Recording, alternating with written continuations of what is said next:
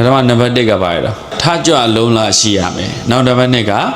Tainting South John and Shia. Araka Damara, Yore Kajaro, the finance go at dig up your tara. Dodo, the Gerangero, the finance divari, Taining South John Namosa, Lua, Kuku Tainamo Yigile, Partinamo Yigile, Kuku Tain the Guyaba Tayam, Seko Tayam. As a bonoa, Ludima needs a one says of she. Needs ga lo ada. Payana lile, Kanashilare, Withia Lure, Thadia Lure, Jamai de Lure, Sauri Lure, Mlula, Lure Lure, no? One Sharaba, Luada de Bobiro, Lugena Pida, Wale Lugen dia Lugen. A Lugenama Luada o Lugena Shide, Luada te Bobi Lugena Shide, Mimi and the Miao Lugena Shide. Don't mind Bianque. Pyro? Luada, Lugena, Luada te Bobiro, Lugena, Mimi and the Mia, Lugena. At the now you call it. Mimi the Naga, the Yashaba don't she, a J. Shedek, the Nadia sheet. Emma, a usual method, you shim you be a quick hall. Outside John Judy Harry, a Mimi Wally. Sorogena, Eddie Judas are going Lugen Moo, Matana Lujuda, Tabe Shin Libya. Lugen Lojimuri, Longa like a Lua, Junan dollar. So a you move ways of the Lulu people.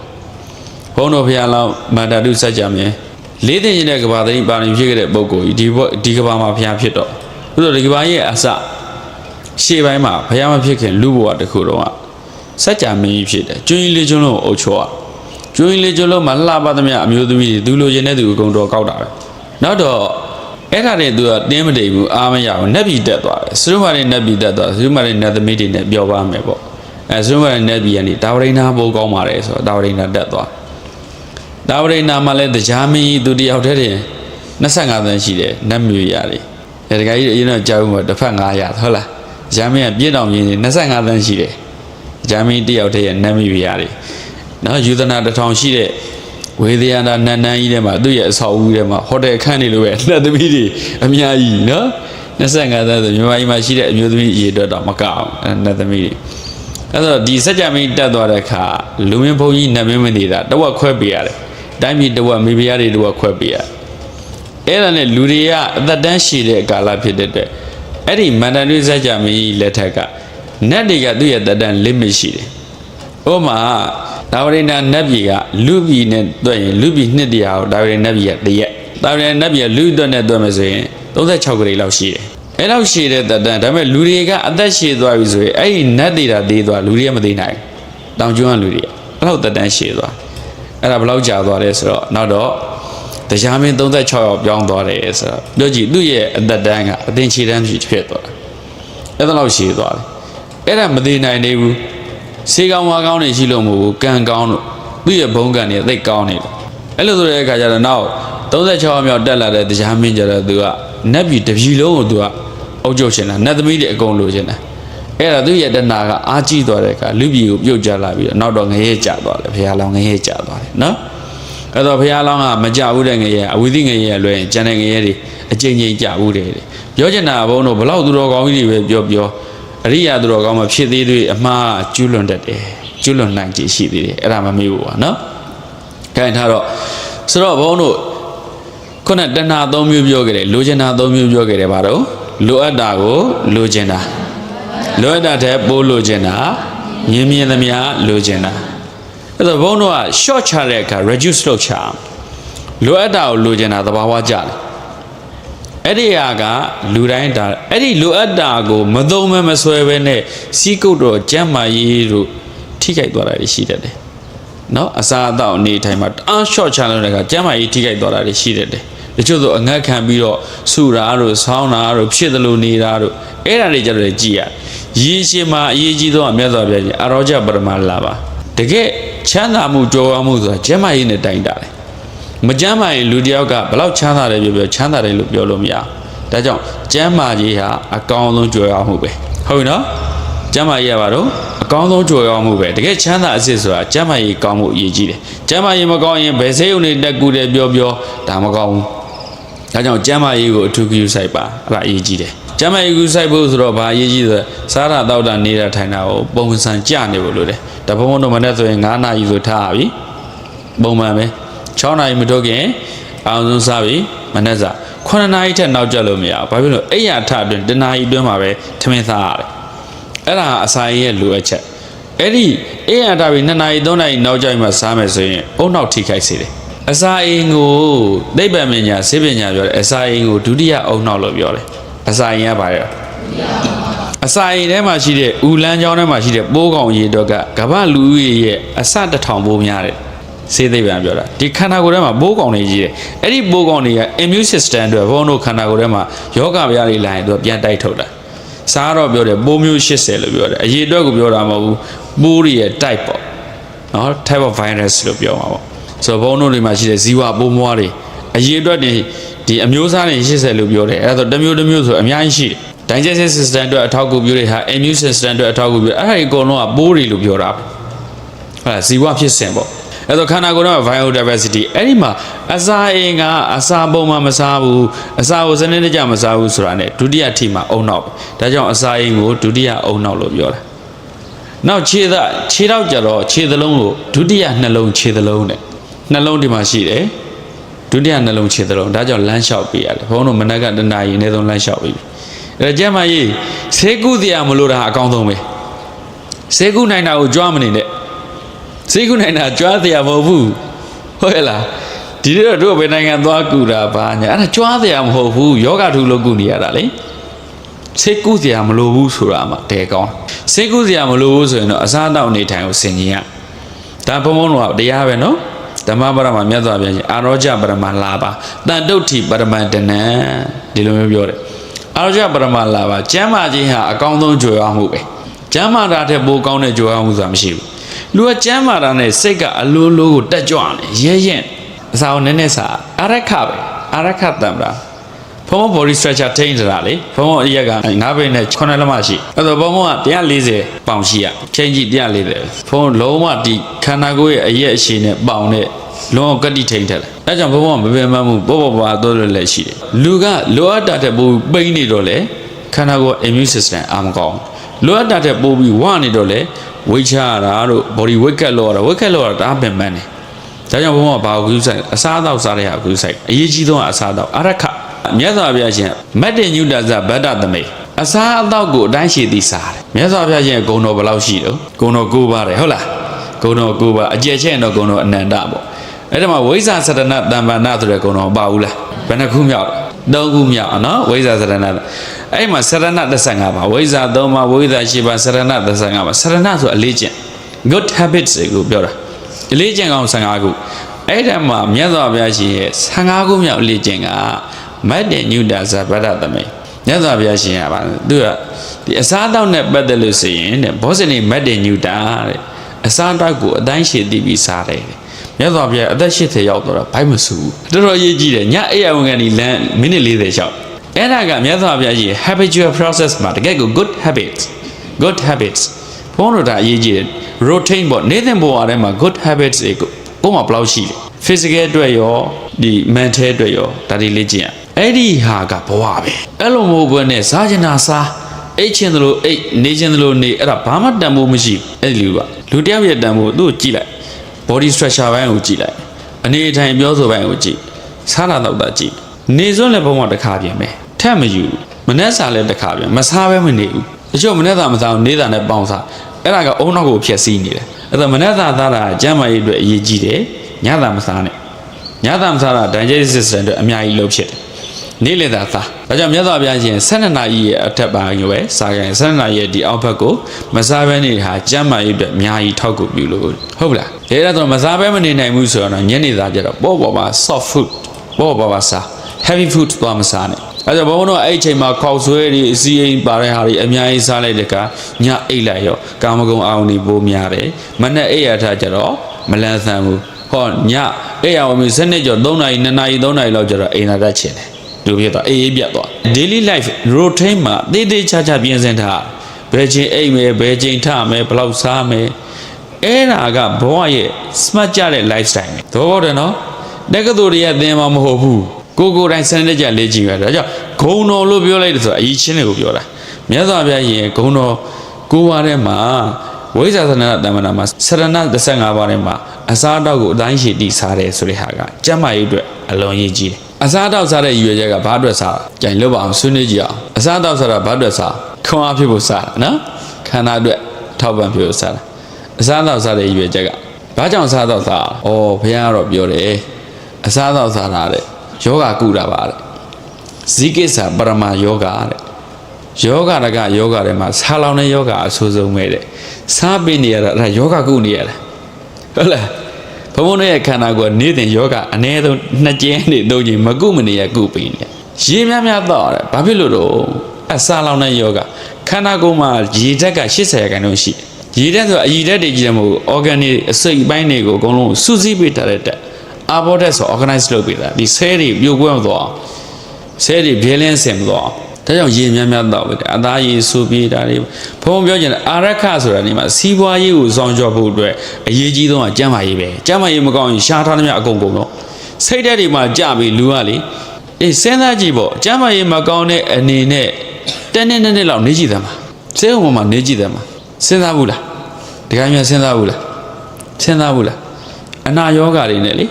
စေုံပေါ်တစ်နှစ်လောက်များတယ်ဆိုရင်တစ်ပတ်လောက်နေကြည့်စားကျင်တယ်လည်းစားလို့မရသွားကျင်တယ်လည်းသွားလို့မရလှုပ်ကျင်တယ်လှုပ်တယ်လှုပ်လို့မရတစ်ဖက်လောက်ပင်မဖြစ်နာကျင်ကြိုက်ခဲနေတဲ့အခြေအနေစဉ်းစားဘူးလားစဉ်းစားကြည့်ရတယ်အဲ့ဒါကို risk လို့ခေါ်တယ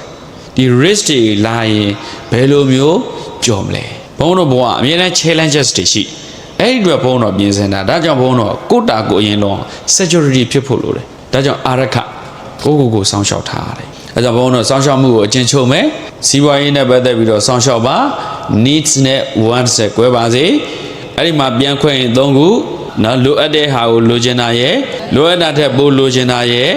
မြင်သမျှလိုချင်တာရယ်လိုအပ်တာကိုလိုချင်တာကသဘာဝကျတယ်အဲ့ဒီဟာကိုကျတော့မနှမျောနဲ့ကျမ်းမာရေးအတွက်လူမျိုးရေးတဲ့တရားကိုလိုအပ်တာတွေကို3ပါဆွဲပါပြီးရင်လိုအပ်တာထက်ပိုလိုချင်တယ်ဆိုရင်သတိထားသွားမယ်ပိုင်းအဝမီးအဝပြသွားပြီနော်လိုအပ်တာကိုလိုချင်တာကတော့ခဏမီးစိတ်ပေါ့မိဝါပြသွားပြီ alarm state ဖြစ်သွားတယ်အဲ့ alarm state မှာတော့တကယ်လိုအပ်တာအဲ့ဒါကြီးယူလိုက်ရင်ဥပမာဒီဖုန်းဝယ်လိုက်ရင်ဒီကွန်ပျူတာဝယ်လိုက်ရင်ဖုန်းနဲ့ကွန်ပျူတာကိုဝယ်မယ်ဆိုရင်နှစ်ခုတစ်ခုရွေးရဆိုရင်ကဲလူငယ်တွေဘာရွေးလဲဘာဖြစ်လို့ရွေး entertainment အတွက်ရွေးတာ education အတွက်ဆိုရင်ဘုံကကွန်ပျူတာကိုရွေးခိုင်းမှာဖုန်းနဲ့ကြီးပွားလို့မလွယ်ဘူးလေဆိုတော့ကွန်ပျူတာရှိလို့ကွန်ပျူတာတဲ့နေပညာတွေတက်ရင်ဖုန်းနဲ့ကွန်ပျူတာတခြားစီအလုပ်လုပ်နိုင်တဲ့စွမ်းရည်ကဘယ်လိုမှဖုန်းတွေ tablet တွေ iPad တွေကကွန်ပျူတာကိုမရှင်းနိုင်ဘူးအဲ့တော့ဖုန်းကိုနည်းနည်းလေးဈေးချိုးတဲ့ဟာလေးကို short ကင်ပြီးတော့မဟုတ် good scan hand လေးတော့ကင်ပြီးတော့ laptop တစ်လုံးကင်မယ်အဲ့တော့အဲ့ laptop ကို video editing လုပ်တဲ့နေရာမှာ content create လုပ်တဲ့နေရာမှာအများကြီးသုံးလို့ရပါဟုတ်လားဒါကြောင့်လိုအပ်တာတဲ့ပို့ပြီးလိုချင်ပြီဆိုရင်တော့မနဲ့အကျိုးမြတ်ကိုကြည့်ရတရားရွေအကျိုးမြတ်ပုံရအဲ့ဒါလို့ဘုံပြောတယ်နော်ပတ်စံနေရဖောတော်နေ3ရင်တော့3လှုပ်ရှင်တော့လှုပ်ဆိုရင်တစ်မျိုးဒါပေမဲ့ဘဝကအဲ့လိုမျိုးတိဆောက်ခဲ့ရတာမဟုတ်ဘူးအောင်မြင်တဲ့သူတွေကအဲ့ဒီတိုင်းတိဆောက်ခဲ့တာမဟုတ်ဘူးဒီဟာကိုသူစနစ်တကျခွဲခြားစိတ်ဖြတ်ပြီးတော့ life management ပေါ့လုံနိုင်ခဲ့သူတို့အောင်မြင်ကြအေးအရေးကြီးဆုံးကမြင်သမျှလိုချင်ပြီဆိုတော့အဲ့ဒါသတိထားအဲ့ဒါယူနေပြီမြင်သမျှလိုချင်အကုန်လုံးဒီလိုဖြစ်နေလို့ရပါမလားမရဘူးเนาะအဲ့တော့မြင်သမျှလိုချင်နေပြီဆိုရင်တော့ဒါပြဿနာတော်တော်ကြီးပြီမကြခင်ပျက်စီးတော့မယ်ဆိုတဲ့အခြေအနေရောက်ပါပြီမိန်းမတွေပျက်စီးတယ်ဒါကြောင့်ပြတ်တာယောက်ျားတွေပျက်စီးတယ်ဒါကြောင့်ပြတ်တာအမှန်မှာတော့ပျက်စီးတဲ့အကြောင်းအရာတစ်ခုတည်းပဲမြင်သမျှလိုချင်လို့ဟုတ်လားဒီလိုချင်စိတ်ကြောင့်ပြည့်ချင်းတာလိုချင်တာသမုဒိယပဲလေသမုဒိယကြောင့်ဒုက္ခရတယ်ဆိုတာဟုတ်လားဒီလိုချင်စိတ်ဒီအားကြီးလာလို့ပြည့်စီရအာရခဒါကိုစောင့်စည်းရမယ်ဒါတော့ဘုန်းတို့အာရခအပိုင်းမှာဒါလေးပြီးပြီနောက်တစ်ခုဆက်သွားအောင်ဗါတယ်တော့ကလျာဏမိတ်တတာတဲ့အရေးကြီးတော့ကြီးဘာရှိဖို့လိုတယ်တော့မိတ်ဆွေကောင်းရှိဖို့လိုတယ်မိတ်ဆွေကောင်းဆိုဘယ်လိုဟာမျိုးတော့ကိုအကျိုးကိုလိုလာတဲ့သူပေါ့နော်ကောင်းလိုက်တာနောက်ထပ်ပြောပါအောင်မိတ်ဆွေကောင်းဆိုဘယ်လိုဟာမျိုးပြောလဲဩကိုအကျိုးသူများအကျိုးကိုဆောင်ရွက်နိုင်တဲ့သူကောင်းလိုက်တာနော်ကောင်းတယ်ဟုတ်ပြီပြောပါအောင်နောက်ထပ်တရားလားမိတ်ဆွေကောင်းဆိုဘယ်လိုဟာမျိုးပြောလဲလမ်းပြနိုင်တဲ့သူတဲ့အသိဉာဏ်ရှိတဲ့မိတ်ဆွေတဲ့ရက်နေတဲ့နာရက်တနေ့2ချိန်မှန်တယ်ဘာနေတဲ့နာရီကမမှန်ဘူးအလုံးမလို့ရင်ပြဿနာမရှိဘူးအလုံးလို့ရင်တော့ပြဿနာရှိဘာလို့မလဲရက်နေမှလားသွားမှလားပြဿနာကိုကြောက်လို့ရက်နေဘယ်တော့မှမတွေ့တတ်တော့ဒါကြောင့်ဘုန်းတို့သွားရမယ်သွားရင်ဘာတွေလုပ်အောင်ပြဿနာတွေနဲ့ရင်ဆိုင်ရမယ်ဆိုတဲ့ဟာကိုစဉ်းစားထားအဲ့ဒီအတွက်ကိုဘာတွေစုဆောင်းထားမလဲဘယ်လို knowledge တွေဘယ်လိုအသိဉာဏ်တွေအရေးကြီးတာပြဿနာတစ်ခုခုကပိတ်လောင်မွန်းကျက်သွားပြီဆိုကို့မှာဒ တိုင်မင်စရာအားကိုးလောက်တဲ့လမ်းပြနိုင်တဲ့မိတ်ဆွေကောင်းရှိသလားမရှိလူကတိတ်ပြီးတော့အထီးကျန်သွားတယ်အထီးကျန်နေဆိုတော့အဲ့ဒီချိန်မှာတွေ့လိမ့်မယ်ဆိုတော့ပြောချင်တာကပတ်စံကတကယ်တမ်းကျတော့ရှားတာမခက်ဘူးတခုခုအောင်ဆိုင်ပြီးတော့ဂယုဆိုင်လို့ပတ်စံရှာလို့လွယ်တကယ်ကိုအဲ့ဒီကိုကဘာဝါသနာပါတယ်ဘယ်ပေါ်မှာနှစ်ပြီးလုံနိုင်လဲဆိုတဲ့အမျော်မြင်မရှိရင်တော့ခက်တယ်တကယ်ကိုအဲ့ဒီခုကိုအမျော်မြင်ရှိပြီးတော့ဇောက်ချလို့ရင်အဲ့ပတ်စံရှာဖို့မခက်ဘူးဒါပေမဲ့ထိတ်မှုခက်တယ်အဲ့ဒီပတ်စံကိုပါတွန်းဝအောင်ပတ်စံကနေပတ်စံကိုပြန်ရှာဖို့ရင်းနှီးမြှုပ်နှံဖို့ကြမှာသူကတထေးဖြစ်တယ်အဲ့ဒီဟာဘို့ခက်တယ်အဲ့ဒီဟာကျတော့တကယ်ကိုမိတ်ဆွေကောင်းနေရော partnership အများကြီးရှိဖို့လို့အမျော်မြင်ကြဲကြဲပြန့်ပြန့်ရှိနေဖို့လို့အဲ့ဒါမရှိမရဘူးဒါကြောင့်ဘုံမနေ့ကပြောပြီးတော့အနာတပိန်တို့အောက်မှာသိမ့်နဲ့ချီတဲ့တထေးတွေရှိမြို့တိုင်းမှာမြို့တိုင်းကအကြီးဆုံးတထေးဆိုသူ့မိတ်ဆွေတွေကြီးအဲ့ရာဇယုံမြို့ကအချမ်းသာဆုံးတထေးကြီးအဲ့ဒါအနာတပိန်ရဲ့ရောက်ဖအနာတပိန်ကကောသလတိုင်းရဲ့တထေးကြီးအသူနှမပေးပြီးတော့မောင်းလဲနှမလဲယူထားတယ်သူတို့ကဘယင်းနေတဲ့တောင်ချမ်းသာတယ်စီးပွားရေးဘာယန်သတိဆိုတာအနာတပိန်ထေးကအနာတပိန်ထေးရဲ့ဆက်မှုစုံကြီးဆက်မှုမျိုးတော်ကြီးအထည်လေးတွေကိုသာဝတိရန်တွေဘာဟန်ဒီမှာထုတ်လုပ်တာဆက်ပဲရှယ်လုပ်တာစီးပွားရေးလေ့လာတဲ့ကဝိသခါတို့ကြတော့သူကစိုက်ပျိုးမှုယူ family နွားနဲ့သိန်းခွဲလောက်ရှိတယ်ဝိသခါမှာတော့နွားနို့ဆက်ယုံကြီးတွေနို့သားဆက်ယုံကြီးတွေလှုပ်ထတာအဲ့လိုမျိုးဝိသခါဘလောက်ချမ်းသာလိုက်လဲဆိုတော့မြို့တစ်မြို့တည်းယူရတယ်သာဝတိကိုလာတဲ့အခါသာဝတိမြို့ထဲမှာသူတို့နေတရားမရှိဘူးသူကခုနကနွားနဲ့သိချီပါတယ်အလုသမားတွေကလည်းသိချီပါတယ်ဒါကြောင့်သူ့ကိုတာဂေတမြို့ဆိုတာဝိသခါတို့အတွက်မြို့တစ်မြို့ကိုတည်တံ့တည်းယူရတယ်ရတနာတွေဆိုရွှေတွေဆိုလှဲနဲ့တိုက်ပဲလှဲစီရာနဲ့ချီပြီးတိုက်အဲ့လောက်ထိသူတို့ချမ်းသာဒါပေမဲ့အနာသွင်းတဲ့ဆိုင်အနာသွင်းတဲ့9ပုံ2ပုံလောက်ပဲဝိသခါချမ်းသာတယ်အနာသွင်းအများကြီးပို့ချမ်းသာတယ်ဆိုပြောချင်တာကအဲ့ဒီတထေးကြီးတွေအကုန်လုံးအောက်မှာတထေးလေးတွေဆိုတာအများကြီးရှိတထေးလေးတွေမရှိဘဲနဲ့တထေးကြီးဆိုတာဘယ်တော့မှမမြင်နိုင်ဒါကြောင့်ရေရှည်ကိုမျှော်မြင်ကြည့်ပြီးတော့ strategy ကြ strategic thinking ပေါ့စဉ်းစားထိုင်တထေးကြီးဖြစ်ခြင်းကိုယ်နဲ့ partnership တထေးလေးတွေများရှိရအဲ့ဒီဟာကအိမ်ကြီးတွေကိုတောက်လေးတွေဝိုင်းထောက်ထားသလိုတမြန်မာတွေကအဲ့ဒါမလုပ်တတ်ဘူးတော်တော်များများတထေးကြီးသူ့ကိုယ်သူချမ်းသာလိုက်ပြီထင်တယ် cooperative မလုပ်တတ်ဘူး collaborative မလုပ်တတ်ဘူးချမ်းသာတယ်သူအစင်မပြေတာနဲ့ပြုတ်ပြီးပြီဆိုတာနဲ့ဘာမှလုပ်လို့မရဘူးနိုင်ငံတကာကြတော့ဒီဟာတွေကိုကျွမ်းကျင်အဲ့ဒါကြောင့်ဘုန်းတို့ကာချာလေးနည်းနည်းဆိုင်တယ်ဒါကြောင့်ဒါလေးကိုသတိထားပါတထေးကြီးဖြစ်ခြင်းရေရှည်တထေးကြီးဖြစ်ခြင်းတထေးလေးတွေများရှိနေရလုပ်ငန်းတွေလည်းကြည်ကြဲပြည့်ပြည့်ရှိနေရဟုတ်ပြီနော်အဲ့ဒီမျိုးသွားမှာဒါကြောင့်ဘုန်းတို့ဒါလေးသတိထားသေးရအချက်မိတ်ဆွေကောင်အရေးကြီးလားမကြီးဘူးလားအနာဂတ်တထေးကြီးကရာဇဂိုသွားပြီးတော့အရေးပေါ်ကိစ္စနဲ့သွားတာသူ့အိမ်ကိုဖောက်ထွင်းမဲ့သူရှိအနာဂတ်တထေးအပြင်ထွက်ဆောင်သူ့ခက်ကလည်းတခိုးအာသမပေါ်တာအဲ့ဒီမှာအနာဂတ်တထေးရဲ့တငယ်ချင်းတယောက်ရှိတယ်ရုပ်ကတော်တော်ဆိုးတယ်ချမ်းသာခဲ့တော့အတူတူချမ်းသာတာအခုကျသူကမွဲသွားတယ်ဒါပေမဲ့အနာဂတ်တထေးကခေါ်ပြီးစောင့်ရှောက်ထားတာတကယ်လူရောဆိုအဲ့လူကညံသိကောင်းတယ်တထေးဖြစ်ခဲ့တဲ့ညံရှိတယ်အခုတော့သူကအမွေးသေးပါတွေပါရီသုံးဆိုပြီးတော့ဆိုးပေးတေးသွားလို့သူကပျက်စီးသွားတယ်အဲ့လိုဆိုတော့ကနာတပိန်ကလည်းစိတ်ချလက်ကြထားခဲ့ဟိုဘက်ကိုသွားလိုက်တခြားမျိုးကိုသွားလိုက်တဲ့အချိန်မှာညတကယ်ဖောက်တာပဲအဲ့တော့သူ့မိတ်ဆွေကညံကောင်းတယ်ခါတဲ့ဆိုင်ဝိုင်းကြီးလုပ်ပြီးတော့လက်ကွင်းတီးလိုက်နှဲ့မှုတ်လိုက်နော်ပတ်မကြီးတီးလိုက်ဘုံနေတီးလိုက်ဝါလက်ခုတ်ထတီးလိုက်နဲ့အစုံသူကတယောက်ထဲနဲ့အကုန်လုံးတဲ့ကဒီအိမ်ကဖြော်ပြေးပွဲရှိတယ်လူတွေအများကြီးရှိတယ်သွားမလုံးနဲ့လို့အဲ့လိုမျိုးထင်ပြီးတခိုးတွေပြန်သွားတယ်ဒါပဲစာပေတွေထဲမှာရှိတယ်မိတ်ဆွေကောင်းရှိတာလုံချုံတယ်အကုန်လုံးလေဟုတ်လားအဲ့မှာမိတ်ဆွေမှာလူမိတ်ဆွေရှိတယ်နတ်မိတ်ဆွေရှိတယ်ဒါကြောင့်နေတိုင်းကုသိုလ်ကောင်းမှုလုပ်တိုင်းနတ်မိတ်ဆွေတွေဖွဲ့ရညအတန်းပေးဝေရလူမိတ်ဆွေလောင်းတဲ့တင်မလုံလောက်ဘူးဒါကြောင့်မြတ်စွာဘုရားရဲ့ယတနာတုံမှာဗလိ၅ပါးဟောတယ်အဲ့မှာဒေဝတာဗလိနတ်တွေကိုလည်းပူဇော်ပသပါဖွံ့ဖြိုးတိုးတက်ကြောင်း9ပါးဟောတဲ့အခါမှာမြတ်စွာဘုရားဒါတွေပြောတယ်နတ်တွေကိုလည်းပူဇော်ပသဒါပေမဲ့အရက်သေးသားနဲ့ပူဇော်ခိုင်းတာမဟုတ်ဘူးတရားတဲ့နည်းနဲ့ဘာနဲ့နေပူဇော်လို့ရနော်သာသနာပွဲတင်တဲ့နတ်တွေကိုဖျားနဲ့ကွာတန်ဃာတော်တွေကိုယတနာသုံးပါးကိုသူတို့ဒီငှက်ပြောပွဲအုံပွဲတွေနဲ့မှဲ့လာတဲ့အခါသူတို့ပူဇော်ရင်ပူဇော်လို့ရအောင်အမွေတိုင်းနဲ့ဖျောင်းတိုင်းနဲ့အမမသူတို့ကိုယတနာသုံးပါးကိုပူဇော်ဖို့အတွက်လက်ဆောင်ပေးတာဒီသဘောပြောတာဟုတ်လားသူတို့ဓာတ်ရိုက်ပေးတာမဟုတ်ဘူးလက်ဖက်စီစံလေးပါတင်လို့ရထေးတွေအရက်တွေကြက်တွေဝတ်တွေအဲ့လိုတက်ဖြတ်ပြီးတော့တင်တာမျိုးတော့မကောင်းဘူးဒေဝတာပလိပြီးရင်အမြတ်တမ်းပေးဝေကိုကအမြတ်တမ်းပေးလို့လိုက်လို့အဲ့ဒီအမြတ်တမ်းပေါ်မှာကုသိုလ်ကောင်းမှုလုပ်တာကောင်းလိုက်တာလို့ appreciate လုပ်နိုင်တယ်ဒီနတ်တွေကဟောကောင်းလိုက်တာတရားတွေနားနေရတာကောင်းလိုက်တာသူတော်ကောင်းအကျင့်နေချက်ကောင်းတယ်လို့စိတ်ပါလက်ပါတာတုခေါ်လိုက်ရင်သူက promotion တက်သွားတာလူတွေကတဖြည်းဖြည်းချင်းမှဘုံကန်တက်တာနော်နတ်တွေကချက်ချင်း promotion တက်သွားတ ဒါကြောင့်ဘသူများသူတော်ကောင်းအကျင့်ကျင့်မလဲဘသူများငါတို့ကိုအခွင့်အရေးတွေပေးမလဲသူတို့လိုက်ရှာနေတာကိုကိုအမြတ်တမ်းပေးဝေတဲ့သူတွေသူတို့ကအလိုလိုဆောင်းရှောက်ပါလို့ဆူတောင်းစရာမလိုကျမကိုဆောင်းရှောက်ပေးပါလို့ပြောစရာမလိုဘူးဘိုးဘိုးအောင်ဘိုးမင်းအောင်ဘသူဆောင်းရှောက်ပြောစရာမလိုဘူးတကယ်နှက်ကောင်းနှက်မြတ်တွေကသူတို့အမြတ်တမ်းပေးဝေသူတို့ promotion တက်သွားအလိုလိုဆောင်းရှောက်ဒါကြောင့်ဘုန်းတော် sexual ဖြစ်ဖို့လိုတယ်လုံချုံနေဖို့လိုတယ်လူရဲ့အကာအကွယ်နတ်ရဲ့အကာအကွယ်ဇောတိကတထေးအိမ်ကိုအဇာတတက်ကဇာတတက်ဘယင်ဖြစ်တာ18နှစ်မှာဘယင်ဖြစ်တာဘယင်ဖြစ်တော့ဇောတိကရဲ့မိမကိုအရင်သွားယူတာပဲဇောတိကမိမမြောက်ကျွန်းသူတရားမင်းယူပြီးပေးသားထားအလွန်ချောတယ်တောင်ကျွန်းလူတွေတယောက်နဲ့မှမသိဘူးသပင်အားစအကောင်းချင်းအားပြမှာလုံးဝပြည့်ပြည့်စုံတဲ့နတ်သမီးလိုလှဇောတိကတထေးရဲ့မိမအဲ့ဒါကိုဇာတတက်ကငငယ်လေးနဲ့လိုချင်တာတနာလည်းယူလိုက်တာငငယ်လေးနဲ့စမသိဘူးနော်သူဘယင်ဖြစ်လာရင်လည်းဇောတိကတထေးရဲ့အိမ်ကိုလည်းယူမယ်တဲ့အိမ်ကတစ်တီအုပ်တွေတခုမှမပါအကုန်ယရနာ9မျိုးနဲ့ယရနာတွေနဲ့ကြည်တယ်နတ်ကဆောက်ပေးထားတာကိုလူဆောက်တာမဟုတ်ဘူးဇောတိကတထေးရဲ့ဘုံကံကနော်သူ့ရဲ့ဒီဂုံကြီးရဲ့ကြီးကျယ်နေတဲ့ခါလူတွေဆောက်လို့မရလို့နတ်ကဆောက်ပေးတာအဲ့မှာတရားကြီး9ထက်ကယရနာတွေနဲ့ကြည်တာထားတာအဲ့ဒီမှာဇောတိကတထေးကိုစစ်ရင်ကအကုန်ထုတ်သုံးပြီးတော့ဇာတတက်ကဘယင်ဖြစ်တာနဲ့သွားတိုက်တာနတ်တွေကဝိုင်းတိုက်တာဇာတတက်ခွေးပြေးဝပြပြရတယ်ဇောတိကတထေးကတိတောင်မသိလိုက်ဘူးစာမမှတ်တမ်းတင်ထားလို့တဲ့နတ်တွေကကူညီတာ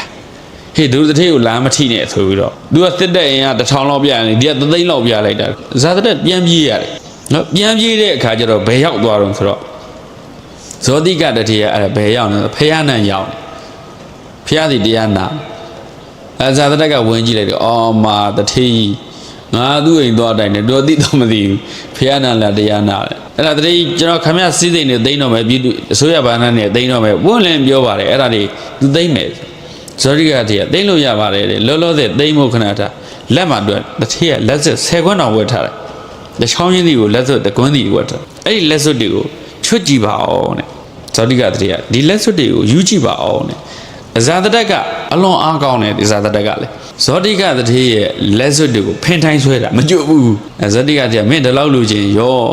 ဘင်းကြီးလိုချင်ရောဆိုလက်လေးခါပေးလိုက်တယ်10ခွန်းလုံးကျွတ်သွားဘင်းကြီးတဲ့ तू မပေးချင်ဘယ်သူမှယူလို့မရဘူးအဲ့ဒါဘာဖြစ်လို့ဆိုတော့သူ့ရဲ့ကံအဆောင်လျှောက်ထားတာတဲ့ဒါကြောင့်ဘုန်းတို့အဆောင်လျှောက်မှာလူအဆောင်လျှောက်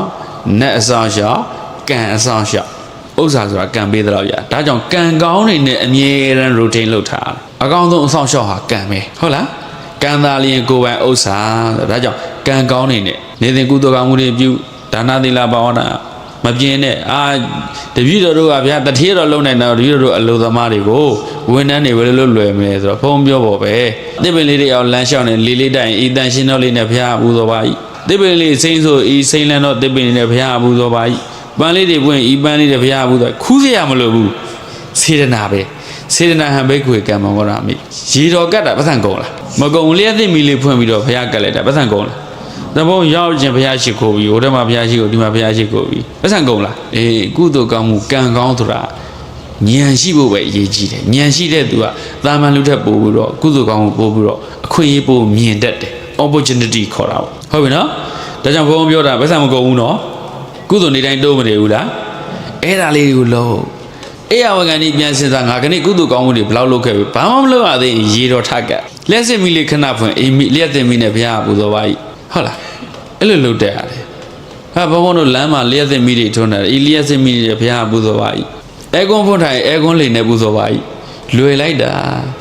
ာဘာအရေးကြီးတော့ဉာဏ်လေးအရေးကြီးတယ်ဘယ်လိုမျိုးကုသိုလ်ရှာတတ်ဖို့လို့လဲဟုတ်လားကုသိုလ်ဆိုရယောနိတော်မန္တတိကာရနှလုံးသွင်းမှန်မှန်လေးနဲ့ရှာတတ်ဖို့လေမနေ့ကဘုံပြောတယ်နော်ကုသိုလ်ကို focus ပြတ်ပါစေလိုင်းထဖွင့်လိုက်တယ်ဟာဘယ်သူနဲ့ရန်ဖြစ်နေတာလေကြည့်လို့မပြီးဘူးစိတ်ကဝင်သားလိုက်တာကိုလွန်ရောဟမ်ဘယ်သူတော့ပွဲဖြစ်နေတယ်ဆိုအဲ့ပွဲဒီပွဲအတွက်ဒီတပွဲနေမဟုတ်ဘူးဟိုနန်းလေးမှလည်းဟို TikTok သွားကြည့်လိုက် YouTube သွားကြည့်လိုက် Facebook သွားကြည့်လိုက်ဒီပြဿနာကိုလေကိုယ်နဲ့လည်းမဆိုင်ဘယ်လောက်အချိန်ကြီးကုန်နေလဲဘုံဘုံကအဲ့ဒါကြောင့်ဘယ်ဘက်အနေနဲ့ဟိသပိတွေအပြောများပြီးတော့အရေးမရအဖက်မရတွေပြောနေဘုံဘုံဒီမျက်နှာပြင်မှာမြင်းနေရအကုသိုလ်များလို့ဘုံဘုံကအဲ့ဒီဘုံဘုံကိုဝေဖန်နေတဲ့ဟာတွေတော့မကြည့်ဖြစ်ဘူးလေဝေဖန်တဲ့သူကတော့သူကဘလို့ဝေဖန်လဲအဲ့ဒါလည်းဘုံဘုံပြောအောင်မယ်လက်တွေ့ကြတဲ့ဘောတဲ့ဟာပြောတာနော် TikTok ထဲမှာကောမန့်လေးပါလေးဝင်ရေးအောင်လေဆိုဘုံကကြည့်လိုက်တယ်တခါကျတော့ဘုံဘုံပြောတဲ့အချက်လက်တွေကိုမခိုင်မာတဲ့သဘောမျိုးဗလီပဇာမေးရရှောက်ပြောနေတဲ့သဘောစံနဲ့ပြောတာအဲ့တော့ဘုံကလည်းစိတ်ဆိုးတော့မင်းဘလောက်တက်လို့တော့လို့မင်းငါထက်တိုင်ထောက်ပြလို့ အဲ့လိုမျိုးလေးပြန်ပြီးတော့လို့အဲ့လူရဲ့ profile ကိုမကြည့်မိ TikTok ကချက်ချင်းအဲ့ဒီစာကိုပြောတယ်ဒီ TikTok account ပိုင်ရှင်ကတဲ့ education နဲ့ဖွင့်ထားတာပါတဲ့ educated ဖြစ်တဲ့အတွက်ဒီလိုမျိုးအမုန်းစကားတွေပြန်ပြီးမတုံ့ပြန်သင့်ပါဘူးဆိုတော့ TikTok ကိုသင်ပေးတာမင်းတန်းအဲ့လိုမျိုးတုံ့ပြန်မယ်တန်းမဟုတ်ဘူးလို့ပြောချင်တာအဲ့ဒါနဲ့ဖြတ်ပြီးအဲ့ဒီနေရာဘုံကသတိထားလိုက်တယ်ဒီလိုမျိုးဝေဖန်တဲ့သူတွေကိုတိုက်ဖို့မဟုတ်ဘူးလို့ဆိုဝေဖန်လဲတည်နောက် YouTube မှာဘုံဝင်းဆဲထားတာသင်္ကန်းချေဘလူကရုံညာလုံကရုံဆဲတာမှဆုံလို့ဆဲတာမှအဲ့လိုမျိုးတွေပြောထားတော့ဘုံကစဉ်းစားတာငါပြန်လိုက်အဲ့ဒီလူကအခုနေချင်းအိတ်မြန်နေမလားမသိဘူးလို့ကိုဖတ်တဲ့အချိန်မှာသူအိတ်နေမှာတော့တခြားရောက်ရင်အဲ့ဒီအချိန်မှာကိုကထစိတ်ဆိုးရမလားစဉ်းစားကြည့်လားဒါကြောင့်ပြောတဲ့သူကလည်းသူပြောချင်တဲ့အချိန်ပြုံးပြောသွားတာငါအခုမှတော့ပြန်ငါစိတ်ဆိုးရမှာငါအကုသို့ဖြစ်တယ်ပြောကြပါလေသေးဆိုပြီးတော့ထားလိုက်တော့ဟောပေါ်ပါသလားမင်းနဲ့မြိုင်လို့နော်ဖုံဖုံမခံကျင်တဲ့သူတွေဝင်ပြောသွားကြတယ်အဲကော့မန့်တွေတော့ပိုးတော်များသွားတယ်ဖုံဖုံတော့ပြန်မတုံ့ပြန်တော့ဒါကြောင့်ဘုန်းတို့သတိထားရမယ်တခါတည်းဟန်ကိုယ်တိုက်ခိုက်လာတဲ့သူတွေကိုတုံ့ပြန်နေနှစ်နည်းရှိတယ်ဖះပြောတဲ့တုံ့ပြန်နေနည်းတခုကသီးခံပြီးတုံ့ပြန်ရမယ်တဲ့ဖြည့်ရှင်းတရားမလို့တဲ့ကိစ္စဇိန်သမနာအခုလိုတရားပွဲကြီးလူစီတီရောက်တဲ့အခါဒီမှာကိုဝင်ဆောင်ကြီးတဲ့တာဝန်ယူနိုင်မဲတဲ့နော်ဒီမှာနေသိလားသိဖြစ်နေပြီတဲ့မွေးတော့မယ်ဖွားတော့မယ်နော်ပြောလိုက်တော့ဘလို့ပုဂ္ဂိုလ်ကြီးညာလို့ပုဂ္ဂိုလ်ကြီးတင်ဘလို့တာဝန်ယူမလဲပါညာဆိုတော့ဘုရားရှင်ကပြောတယ်ဇိန်သမနာတဲ့ဒီကိစ္စမင်းနဲ့ငါပဲသိတယ်နော်လေဖះပြောတယ်ဒါပဲသစ္စာတရားတွေပါလေပြောဦးနော်ဇိန်သမနာနဲ့ဒီကိစ္စမင်းနဲ့ကပဲသိတယ်ဟုတ်တယ်တဲ့တော်နဲ့ကျုပ်ပဲသိတာဟုတ်ဘာညာနဲ့ဆိုပြီးတော့နောက်တော့မနေနိုင်တော့ပြိဿတဲ့ထပြန်ပြေတော့အဲ့ဒါမြေမြူတာပဲကိုဝင်ကအတုလေ AI နဲ့လှုပ်ထတာဟုတ်လားမြတ်စွာဘုရားရှင်ကအဲ့ဒီကိစ္စမှာတော့ပြိဿထဲမှာတီတီငြိမ်နဲ့တူတုံ့ပြန်လိုက်တယ်ဇိန်သမနာဒီကိစ္စမင်းနဲ့ကပဲသိတယ်ဆိုဟုတ်တယ်ဇိန်သမနာမဟုတ်ဘူးဆိုတော့ तू သိတယ်နော်ဘုရားနဲ့ရတဲ့ကိုဝင်မဟုတ်ဘူးဆိုတော့ तू သိတယ်နော်အဲ့ဒါမှ तू မခံနိုင်ဘူးထွက်ပြေးတယ်အဲ့လိုမျိုးပြောလိုက်တဲ့အချိန်မှာကိုရင်အတူကြီးရဲ့ပြုတ်ကျသွားတယ်ဘုရားရဲ့ဘုံတကူပေါ့လေဟိုတရားမင်းအကျွတ်နဲ့ဝင်ကြိုက်တယ်မကြိုက်ဘူးဆိုတာဒါစားရပြောတာဟုတ်ချင်မှာဟုတ်မှာသို့တော့ဘုရားပြန်ပြောတယ်ဇိန်သမနာဒီကိစ္စမင်းနဲ့ကပဲသိတယ်ဆိုတဲ့စကားကမိုးကြိုးသွားတဲ့ထက်တယ်အဲ့ဒါကြောင့်ဇိန်သမနာထွက်ပြေးရနောက်တော့မြေမျိုးတာပဲခုမြေမျိုးတဲ့ကံရှိအဲ့ဒါဆိုတော့ဘုန်းတို့ဒီမှာနတ္တိလောကေအနေတိတော်တဲ့လောကမှာအကဲ့ရဲ့လို့တဲ့သူတယောက်မှမရှိဘူးလို့ပြောတယ်လူကပိုးပြီးတော့အကဲ့ရဲ့ခံရတယ်ဆိုတာပိုးပြီးအင်အားကြီးလာလို့ခွေးသေးကောင်ပုဂ္ဂိုလ်ဘယ်သူမှခြေထောက်နဲ့မကန်ဘူးတဲ့တောကကင်းဝေးနေနိုင်ရေးအဲ့လေးဖတ်ကြည့်နော်လူခွန်းနဲ့စအောင်ညွှန်းလို့အဲ့ဒါမှလည်းပါတယ်ခွေးသေးကောင်ပုဂ္ဂိုလ်ဘယ်သူမှခြေထောက်နဲ့မကန်ဘူးတဲ့သူကလူပုတ်လူတေလူပေလူညံ့လူဖြင်းကိုဘယ်သူကမှဝေဖန်တိုက်ခိုက်နေမှာမဟုတ်ဘူးသူကပေးတေသုတ်ပြတ်နေပြီလေအဲ့ဒီလူကိုသွားဝေဖန်နေလို့ဘာကြိုးများမလဲအေးကိုကတန်းတစ်ခုရောက်သွားပြီတော့ဝေဖန်မှုတန်းနေခံရတော့မယ်တန်းပုံမြင့်ရင်ပိုးခံရမယ်တန်းအမြင့်ဆုံးရောက်ရင်ခံရဆုံးပဲဘုရားကအခမ်းအဆုံးပဲဒါကြောင့်ဘုန်းတို့ဒါလေးတွေကိုသတိထားအောင်အဲ့လိုမျိုးထိန်းချောင်းနိုင်မှုအတွက်ကလျာဏမိတ်တာလို့တယ်ဟုတ်ပြီနော်ကိုယ့်ကိုအဆုံးမကောင်းလမ်းညွှန်မှုကောင်းနေရှိတဲ့ကလျာဏမိတ်တာလို့လားမလို့ဘူးလား good friends မိတ်ဆွေကောင်းလို့တယ်ရှင်ရဏထိုင်းပြီးစဉ်းစားမြတ်စွာဘုရားတဲ့လောကမှာမိတ်ဆွေကောင်းရှိတာ90ခန်းတော့ပြီးတော့တာပဲအောင်မြင်မှုရဲ့90ခန်းတော့ဘဝတိုးတက်မှုရဲ့90ခန်းတော့ပြီးတော့လူရစဉ်းစားလိုက်တာတဲ့မှန်လားဖျားတယ်အာနာလည်းအဲ့လိုမပြောနဲ့ကွာမင်းဒီလိုမတွေးရလောကမှာမိတ်ဆွေကောင်းရှိတာ100ခန်းတော့အောင်မြင်မှုအတွက်100ခန်းတော့ရေးကြည့်တယ်မင်းကြည့်ကွာတယ်ငါတာဖျားတာမပွင့်ဘူးဆိုမင်းတို့ဘယ်သူမှသစ္စာတရားတွေသိမှာမဟုတ်ဟုတ်လားမိတ်ဆွေကောင်းဆိုတာမိဘဖြစ်မယ်ဆရာသမားဖြစ်မယ်လင်မယားချင်းဖြစ်မယ်တခြားမိတ်ဆွေတငယ်ချင်းတွေဖြစ်မယ်မိတ်ဆွေကောင်းတော့ကိုယ့်ရဲ့အနီးကပ်ကိုစောင့်ရှောက်ပေးတဲ့သူလမ်းညွှန်ပေးတဲ့သူ mentorship ပေါ့ကိုချင်းလုပ်ပေးတာ mentor လုပ်ပေးတာအဲ့လိုပုဂ္ဂိုလ်ပြောတာသိရေးကြည့်တာပဲအရေးမကြီးဘူးလားဒါကြောင့်မိတ်ဆွေကောင်းတဲ့ပတ်သက်ပြီးနှစ်ခုပြတယ်နံပါတ်1ကပါတော့ networking ပိုင်း networking ကောင်းဖို့အတွက်ဆိုရင်ဘာတွေလို့တော့အောင်မြင်တဲ့သူတွေလုပ်ငန်းနယ်ပယ်မှာကျွမ်းကျင်တဲ့သူတွေပညာရှိတွေနဲ့ဆက်ဆံပါတတိဖြစ်ချင်းတတိတွေနဲ့ဆက်ဆံရတယ်အယက်သမားဖြစ်ချင်းအယက်သမားတွေနဲ့ဆက်ဆံတာဟုတ်ဗျဟုတ်လားလောင်ကစားကျူးတဲ့သူလောင်ကစားသမားတွေချင်းချင်းပဲဆက်ဆံပါလေဟုတ်တယ်နော် KTV သွားကျင်တဲ့သူတွေက KTV သွားတဲ့သူတွေနဲ့ပဲကိုယ်အုပ်စုနဲ့ကိုယ်ပဲဆက်ဆံတတိဖြစ်ချင်းတာမန်လူနဲ့ဆက်ဆံလို့မရဘူးတာမန်လူတော့ပေါင်းရတယ်တို့တော့တတိကိုတတိလို့ပေါင်းအောင်ဒါကြောင့်ညီညီမငယ်တွေဝန်ထမ်းဖြစ်တဲ့ပုံစံတွေဘုံပြောချင်ပါလေအလုသမားလို့အလုရှင်လို့တွေးဘုံအမြဲတမ်းပြောတယ်အလုသမားလို့တော့အောက်ခြေသိန်းကိုကျွမ်းကျင်လာတယ်အလုသမားတွေရဲ့အကြောင်းကိုနားလည်လာတယ်အလုသမားလို့အတွေးကြတော့တထေးလို့တွေးရဘယ်လိုချမ်းသာအောင်လုပ်မလဲငါချမ်းသာလာတဲ့ကအလုတွေဖြစ်လာတဲ့ကအလုသမားတွေဘယ်လိုထိန်းချောင်းမလဲဖွံ့ဖြိုးတိုးတက်အောင်ဘယ်လိုလုပ်မလဲဒါတွေစဉ်းစားအလုသမားလို့တွေးရင်တက်လုံးဝင်တမ်းပဲလူကကြီးလာရင်စွမ်းရည်ကြီးသွားမလို့လူကကြီးလာရင်စွမ်းရည်ကျသွားဒါ ဒါကြောင့်ငယ်ငယ်နဲ့စနစ်တကျတိကျထားမှာလားကြီးလာလေစွမ်းရည်ရပို့ပြီးတော့တက်လာလေဖြစ်မှာဒါကြောင့်ဘုံပြောတဲ့စကားလေးမှတ်မိလားဘာလဲတော့အလုပ်သမားလို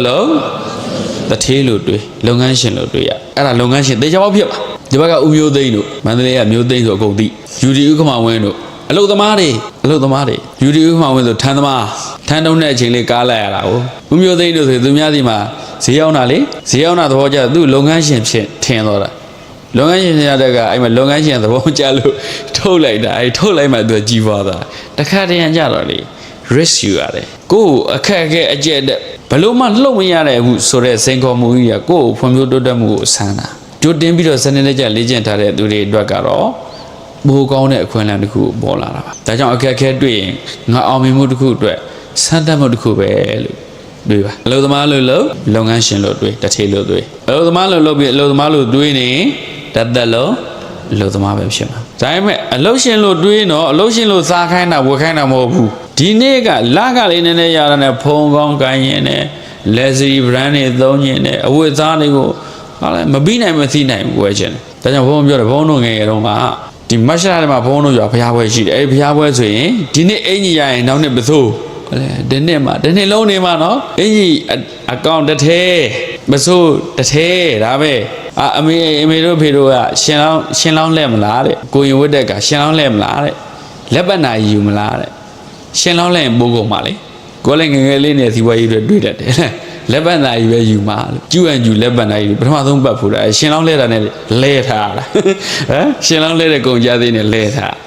ခုံးလို့ကျေးဇူးတင်တယ်မိပါတယ်ငယ်တုန်းကအိမ်ထဲမှာခြံဝင်းကြီးအကျဲဆိုစိုက်ဟာပြိုးဟာစိုက်ပြိုးလေဝါသနာပါတယ်ခုနှစ်တန်းလောက်တော့ချက်ရေးပြိုးအကုန်တက်သမင်းရောဟင်းရောအကုန်ချက်တတ်တယ်ဒါကြောင့်ဘဲသွားဘုံတို့မငတ်ဘူးအလုပ်တွေလုပ်ငန်းတွေထူထောင်တဲ့အခါကိုယ့်ပါသက်ကိုကောင်းအောင်စားတတ်တယ်အဲ့ဒါငယ်ငယ်နဲ့လေ့ကျင့်မထားတဲ့ရောက်ကြွတွေမိန်းမတွေချက်ပါအမေညုံငပိတောင်းလက်ဖက်တော့ကြက်ဥကျော်ဒါနဲ့ပဲနှစ်ပါးသွားလူကပိန်းလိမ်ခွေကောက်နေအဲ့ဒါကြောင့်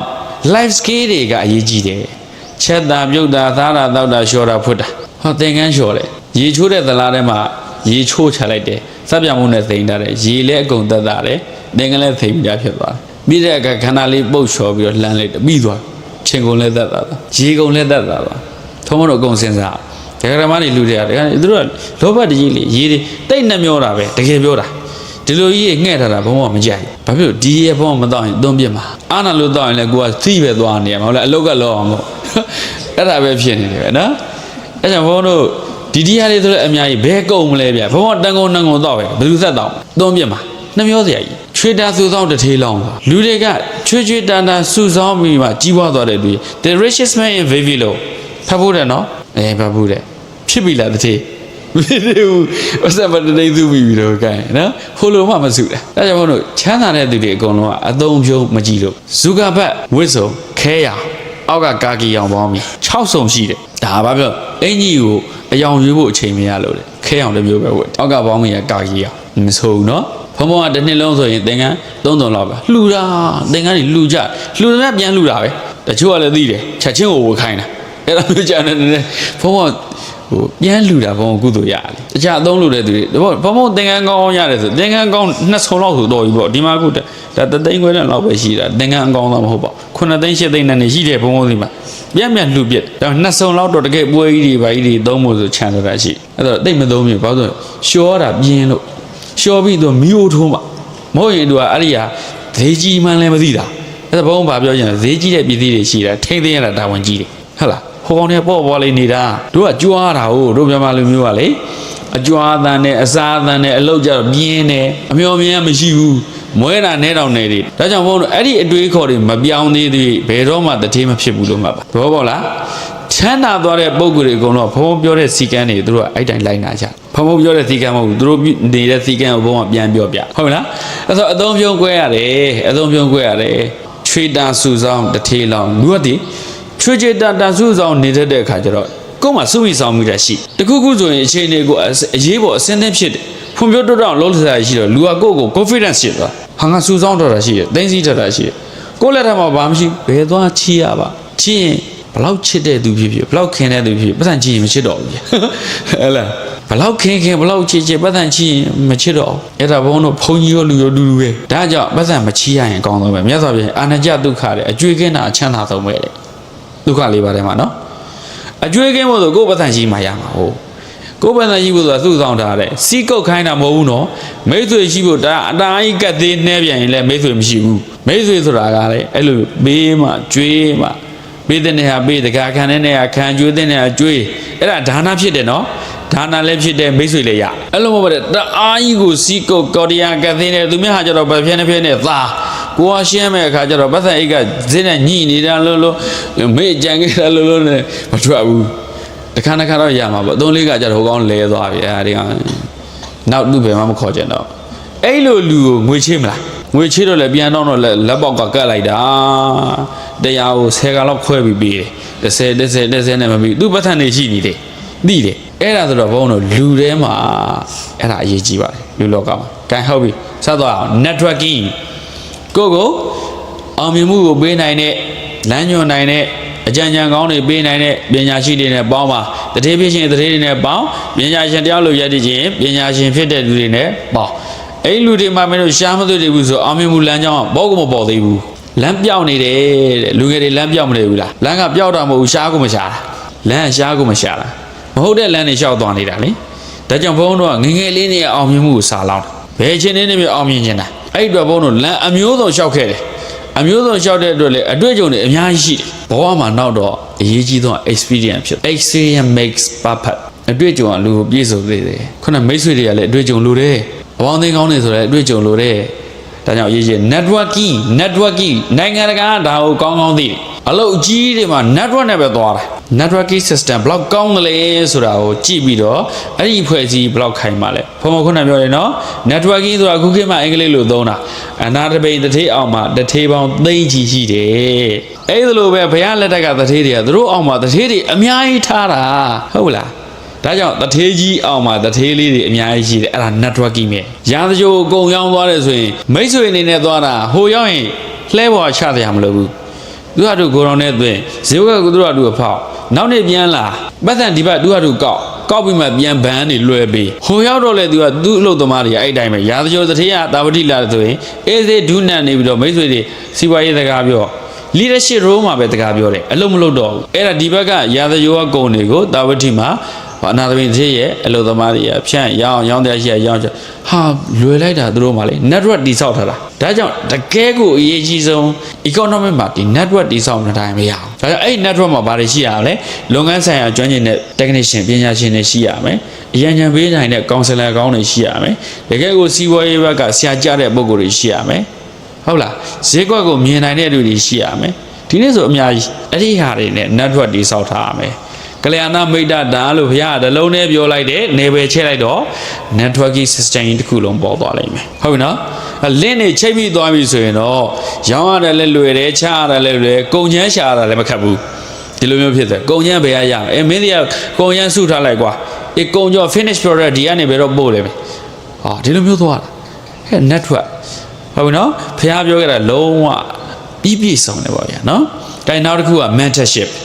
ကိုထက်တော်တဲ့သူတွေအသိဉာဏ်ရှိတဲ့သူတွေအဲ့လူတွေဒီကအမြဲတမ်းအကြံဉာဏ်ယူပါရဟန်းသံဃာတွေဆရာသမားတွေနေဘယ်ဆိုင်ရာတိတိကျွမ်းကျင်တဲ့ပညာရှင်တွေနဲ့တွေ့ဆုံမှာဆွေးနွေးပါအကြံဉာဏ်ယူပါအဲ့ဒါလမ်းကိုချဲ့နေတာလမ်းဖောက်နေတာမဟုတ်လမ်းဖောက်ပြီးသားလမ်းကိုချဲ့နေတာလမ်းကိုချဲ့တဲ့အခါကျတော့ infrastructure ကောင်းသွားပြီဆိုရင် transportation အများကြီးကောင်းသွားဟုတ်လားအရင်တော့ကားတစ်စီးတည်းသွားလို့ရတဲ့ဟာလမ်းချဲ့လိုက်တော့ကား10စီးသွားလို့ရအဲ့တော့လမ်းကျဲသွားပြီနေပဲကျဲသွားပြီ network ကြီးကျဲသွားပြီဆိုရင်အင်အားရှိသွားတာ corporation အင်အားရှိသွားဒါကြောင့်နိုင်ငံကြည့်လိုက်တဲ့ကဘုန်းတို့နိုင်ငံအမြန်လမ်းတော့ကားနှစ်စီးတောင်မနဲ့ရှောင်မောင်းတရုတ်ပြည်မှာတော့20သွားတို့လမ်း20သွားတို့လမ်း40သွားတို့လူတွေရှိတိုင်းပြည်ရဲ့ပုံပြမှုကိုကြည့်တဲ့အခါသူတို့ရဲ့ infrastructure ဘလောက်ကောင်းလဲဒါတွေကြည့်လို့ရဟုတ်ပြီနော်အဲ့ဒါပါပဲဆိုတော့ mentorship ကိုထက်တော်တဲ့သူတွေအသိဉာဏ်ကြီးတဲ့သူတွေအကြံဉာဏ်ယူပါအဲ့ဒီပုံကိုယ်တွေကလမ်းဖောက်ပေးမဲ့သူတွေမဟုတ်ဘူးလမ်းချဲ့ပေးမဲ့သူတွေဈေးကွက်ကိုတော့မဟုတ်အောင်မြင်မှုနယ်ပယ်ကိုချဲ့ထွင်ပေးမဲ့သူတွေအဲ့ဒီအတွက်အကြံဉာဏ်တွေလိုတယ်ပြဿနာတွေရှိလာတဲ့အခါသူတို့နဲ့တိုင်ပင်မှာပြဿနာမရှိရင်လေသူတို့စီကနေအကြံဉာဏ်ကောင်းတွေယူပါလူကအဲ့ဒါဇာတို့ဝုန်းဆိုပြီးတိုးတက်သွားတာငါတယောက်တည်းလို့ငါတစ်သက်လုံးဒီတိုင်းစဉ်းစားခဲ့တာပေါ့ဆိုကိုစဉ်းစားနိုင်တော့ကြည်ပွားမယ်ကိုမစဉ်းစားနိုင်မရတော့ ကိုကကျမ်းမာရေးများမကောင်းလို့လူငွေကိစ္စအလုံးများရှုပ်နေလို့ဆိုအလုံးကရှုပ်ရတယ်ထဲကွာကိုစဉ်းစားပြီးလုပ်ကြအဲ့ဒီအချိန်ကျမှစနေတကျတီးတော့မထားဘဲနဲ့မျက်နှာလွှဲလိုက်တဲ့အခါဒါ delegation လုပ်တာမဟုတ်မျက်နှာလွှဲခဲပြစ်လို့ခေါ်တယ်မတူ delegation ဆိုတာလုပ်ငန်းတစ်ခုကိုကျွမ်းကျွမ်းကျင်ကျင်လေ့ကျင့်ထားပြီးမှတာဝန်နဲ့လုပ်ပိုင်ခွင့်နဲ့အခါတည်းလွှဲပေးလိုက်တာလှည့်ကြည့်တရားမလို့လောက်အောင်စိတ်ချရတယ်လူဖြစ်တယ်မဟုတ်ရင်တော့မျက်နှာလွှဲခဲပြစ်လုံးကြည့်သားမကွာအဆင်ပြေလဲပြေတော့မှာဆိုအဲ့လိုလို့တော့ပြက်သီးသွားတဲ့အခါကိုယ်လုပ်ငန်းကြီးအများကြီးထိခိုက်သွားတယ်ရေရှည်ကျတော့ brand နဲ့တိစောတဲ့ကဒါတွေကအရေးကြီးပါတယ်ဟုတ်ပြီနော်ဒါကြောင့်မြန်တယ်လဲခဲ့ပြမခိုင်းနဲ့ delegation လုပ်နိုင်တဲ့အထိတာဝန်လွှဲပေးနိုင်တဲ့အထိလေ့ကျင့်တာအဲ့ဒါကြောင့်ဘုံဘုံတို့ဒီမှာမိတ်ဆွေကောင်းတွေရှိရမယ်မိတ်ဆွေကောင်းမရှိရင်လူဟာခန္ဓာရထဲမှာပေါက်နေတဲ့ထီထီတော့တစ်ပင်ကြီးနဲ့တူပါတယ်အန်ရသိများတယ်မိတ်ဆွေကအန်ရတွေကိုကာကွယ်ပေးတယ်ဖွံ့ဖြိုးတိုးတက်ဖို့အတွက်ရေရှည်လုံခြုံစေတယ် secure ဖြစ်တယ်ဒါကြောင့်မိတ်ဆွေတွေနဲ့ပတ်သက်မြတ်စွာဘုရားမိတ်ဆွေသူ12ပါးမိတ်ဆွေစီ12ပါးမိတ်ဆွေတွေရဲ့အရေးချင်းက5ပါးနောက်ကြုံမဟောမယ်နောက်ကြုံမဟောမယ်အဲ့ဒီဟာတွေကိုမြတ်စွာဘုရားအသေးသေးပြောသွားတာအဲ့ဒါကလူတွေကိုလိုက်နာကျင့်သုံးရမယ်နိပညာတွေဒီလိုဘုံဘုံကဒါတွေကိုပြောတဲ့ကဘုန်းကြီးရတဲ့သစ္စာတရားတွေမဟောဘဲနဲ့အဲ့လူတွေစာမတက်လို့ပြောတာမြတ်စွာဘုရားရှင်သစ္စာတရားတွေကြီးတွေဟောတာမဟုတ်ဘူးသစ္စာ2ပါးဟောတယ်ဘုရားသစ္စာ2ပါးဟောဒါနဲ့ပါတော့ဒုက္ခသစ္စာသမုဒယသစ္စာនិရောဓသစ္စာမဂ္ဂသစ္စာ2ပါးဆို4ပါးဖြစ်သွားအဲ့ဒါကိုအရိယသစ္စာလို့ခေါ်တယ်မြတ်စွာဘုရားရှင်သစ္စာ2ပါးဟောတယ်တဲ့သမုဒိသစ္စာနဲ့ပရမတ္ထသစ္စာသမုဒိသစ္စာနယ်ပယ်ရကြတော့လင်းကျင်ဝဲမရကျင်ဝဲမိဘကျင်ဝဲသာသမီကျင်ဝဲအလုရှင်ကျင်ဝဲအလုသမားကျင်ဝဲတန်ရာနဲ့ချီပြီးတော့ဒီလင်းဒီမယားဦးအောင်မင်းအောင်တော့မဟုတ်ဘူးတန်ရာနဲ့ချီပြီးတော့တွေးဆုံညင်ရတယ်ပါရမီဖြစ်တဲ့တွေနဲ့ဖြစ်ရှင်နေဆိုရင်လိုက်နာမယ်ကျင်ဝဲအကုန်ဟောသွားတယ်မိတ်ဆွေတွေရဲ့ကျင်ဝဲမိတ်ဆွေအတူစစ်ခွဲခြားနီးလူတယောက်ဖွံ့ဖြိုးတိုးတက်ဖို့နေနီးထိုင်နီးအဲ့ဒါနိဗ္ဗာန်ရောက်ကြောင်းမပါသေးဘူးသို့တော့မိသားစုသူကလုံခြုံမနေနိဗ္ဗာန်ရောက်ကြောင်းအလုပ်တွေဘယ်လိုလုပ်နိုင်မလဲမြတ်စွာဘုရားရှင်အခြေခံချက်တိဆောက်ထားတာဟုတ်လားအဲ့ဒါကြောင့်လူတွေကနားမလဲတော့ဘုန်းကြီးကသစ္စာတရားမဟုတ်ဘူးသစ္စာတရားဒီဉာဏ်နဲ့အဝိဇ္ဇာတွေဒါကြောင့်သစ္စာတရားမတိုင်ရင်ဘုန်းတို့သမုဒိလောကနယ်ပယ်ထဲမှာနေတဲ့အခါတကယ်ကိုမှန်ကန်တဲ့နေထိုင်နည်းအာထုံနည်းဖြစ်အောင်ဘယ်လိုမျိုးနေထိုင်ကျင့်သုံးမလဲဆိုအရင်ပြောရပါတယ်။ gain ဟုတ်ပြီ networking ကောင်းမယ် mentorship အဲ့ဒီနှစ်ခုကအချင်းချုပ်တော့မိတ်ဆွေကောင်းရှိရမယ်။ဟုတ်ပြီနော်။အဲ့တော့ကိုပေါင်းနေတဲ့မိတ်ဆွေဘယ်နှယောက်တော့မနေ့ကလည်းဘယ်နှယောက်ချရေးခိုင်းတော့ရေးဘူးတယ်နော်။အဲ့ကိုပေါင်းနေတဲ့လူ9ယောက်ချရေးလိုက်။အဲ့ဒီလူကဘယ်လောက်တိုးတက်နေတဲ့သူတွေလဲ။ဘယ်ပိုင်းမှာထူးချွန်နေတဲ့သူတွေလဲ။ဘယ်လိုအရေးချင်းညံဖြစ်နေတဲ့သူတွေလဲ။လူညံ့နေတဲ့ပေါင်းရင်ကိုကညံမိသားလို့တာမှတ်လူတော်တွေနဲ့ပေါင်းရင်လူတော်တွေဆိုတာ level တစ်ခုရောက်မှလက်ခံပါလေ level တစ်ခုရောက်နေရကိုပေါင်းတဲ့သူတွေကဘယ်လိုသူတွေလဲအဲ့ဒါအရေးကြီးပါကြိုင်ဟုတ်ပြီကလနာမိတ်တာဆိုတော့ဘုန်းတို့သုံးခုပြီးသွားတယ်သူတို့ဘာမကောင်းကြောင်းကိုတဲ့ကျွန်တော်ဒီလားလာပြောနေတဲ့သူတွေကိုမိတ်ဆွေအဖြစ်မယုံရဲဘူးတဲ့သူများမကောင်းကြောင်းကိုလားလာပြောနေတဲ့သူမိတ်ဆွေအဖြစ်မယုံရဲဘူးတဲ့ဘာဖြစ်လို့ဆိုကိုကိုယ်ရကြလဲကိုအချောင်းသူပြောတော့မှာတဲ့လက်တွေ့ကြတယ်နော်သူများမကောင်းကြောင်းတွေကိုလာလာပြောတယ်မလေးဘူးသူကဘလို့ဟဲ့ပဲညာဟဲ့ပါညာဟာဘယ်ကောင်းတော့ဘလို့ကွာဘာညာပဲဘုန်းကြီးကဘလို့ကြီးဆိုတတိတာထားတော့ကိုကိုယ်ရကိုအချောင်းသူပြောတော့မှာကိုစီကြတော့သူများမကောင်းကြောင်းလာပြောတယ်သူများစီကြတော့ကိုမကောင်းကြောင်းပြောတော့မှာတဲ့အဲ့လူကိုမိတ်ဆွေစစ်လို့ပုံပြီးတော့ရုံးပြီးတော့မြန်မအပ်လိုက်ပါနဲ့နောက်ကျောဓာတ်နဲ့ထိုးပဲဆိုအဲ့ဒါပြောတာလား back biteနောက်ကနေကြိုက်တာမဟုတ်နောက်ကျောဓာတ်နဲ့ထိုးတယ်လို့ပြောတယ်ဟလားဒါကြောင့်လူကအတင်းဖြင့်ပြောလာရင်အတင်းဖြင့်ပြောတာများတယ်လူရဲ့စွမ်းရည်ကျသွားလူတွေရဲ့ယုံကြည်မှုနည်းသွားတယ်တတိထားသူများအတင်းဖြင့်ကိုမပြောလေစွမ်းရည်ကြည့်လေပဲဟောဒီလောကနီတိကျမ်းတွေဆိုတယ်သူများမကောင်းကြောင်းနဲ့ပတ်သက်လို့ဆိုရင်အာကြီးလို့နေ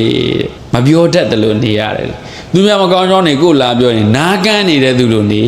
နှလုံးသွင်းမနေနဲ့သူများမကောင်းကြောင်းကိုလာပြောရင်ဘာလို့နားကန်းနေတဲ့သူလို့နေသူများမကောင်းကြောင်းပြောချင်တဲ့ရှိပြီဆိုရင်ဘာလို့အာကြီးလို့နေမပြောတတ်တယ်လို့နေရအဲ့ဒါဆိုရင်အဲ့လူကငြိမ့်နေတာကဆွန့်ပြေးနေတာဓမ္မေဝကထံတဲ့ပြောစရာရှိရင်စကားကောင်းပြောတယ်အကျိုးရှိတဲ့စကားပြောတယ်ပြောစရာမရှိအရိယောပါတုံနေပါဝေါတဲ့ငြိမ့်ငြိမ့်လေးနေတယ်အဲ့ဒါစကားပြောကောင်းတဲ့သူတွေအဖျားပြောတာစကားပြောကောင်းတဲ့သူရဲ့အရေးချင်းတစ်ခုစကားပြောရင်ကောင်းတာပဲပြောတယ်ပြောစရာမရှိရင်သူလုံးစရာရှိတာလေးလုပ်ပြီးတော့သူအတွေ့လေးနဲ့တူနေတာအလကားနေနဲ့အချိန်ကုန်ခံပြီးတော့သူများအတင်းဖြင်းနေမပြောရဘူး။ဒါကြောင့်ဘုန်းကအမြဲတမ်းပြောတယ်မိတ်ဆွေကောင်းဘလို့ရှားမလဲ။အခက်အခဲကြုံတဲ့အခါကိုယ်နားမှာဘသူရှိတယ်လေအဲ့ဒါမိတ်ဆွေကောင်းနေပဲဟုတ်လား။အခက်အခဲကြုံမှမိတ်ဆွေကသိတာ။ပဲအစင်ပြေးနေတဲ့အချိန်တော့ကိုကပေးနိုင်တယ်လေ။ကျွေးနိုင်တယ်လေ။ကိုယ့်အချိန်နဲ့စိန်တကက်ရောက်နေပါပြောင်းမှာဟုတ်ဗျ။စိန်တော်မင်းပြီးကြံသုတ်ချင်တဲ့သူတွေလာကြတာလေ။အများကြီးပဲ။အဲ့ဒါကိုမိတ်ဆွေလို့မပြောနဲ့။ဒါမှမိတ်ဆွေနေတော့ဟုတ်ချောက်မယ်။တို့မိတ်ဆွေကောင်း the best friend the great friends အဲ့ဒီပုံကိုကြတော့ကိုဘလောက်ခက်ခဲသွားတယ်လေလူမှုရေးခက်ခဲစီးပွားရေးခက်ခဲကျန်းမာရေးခက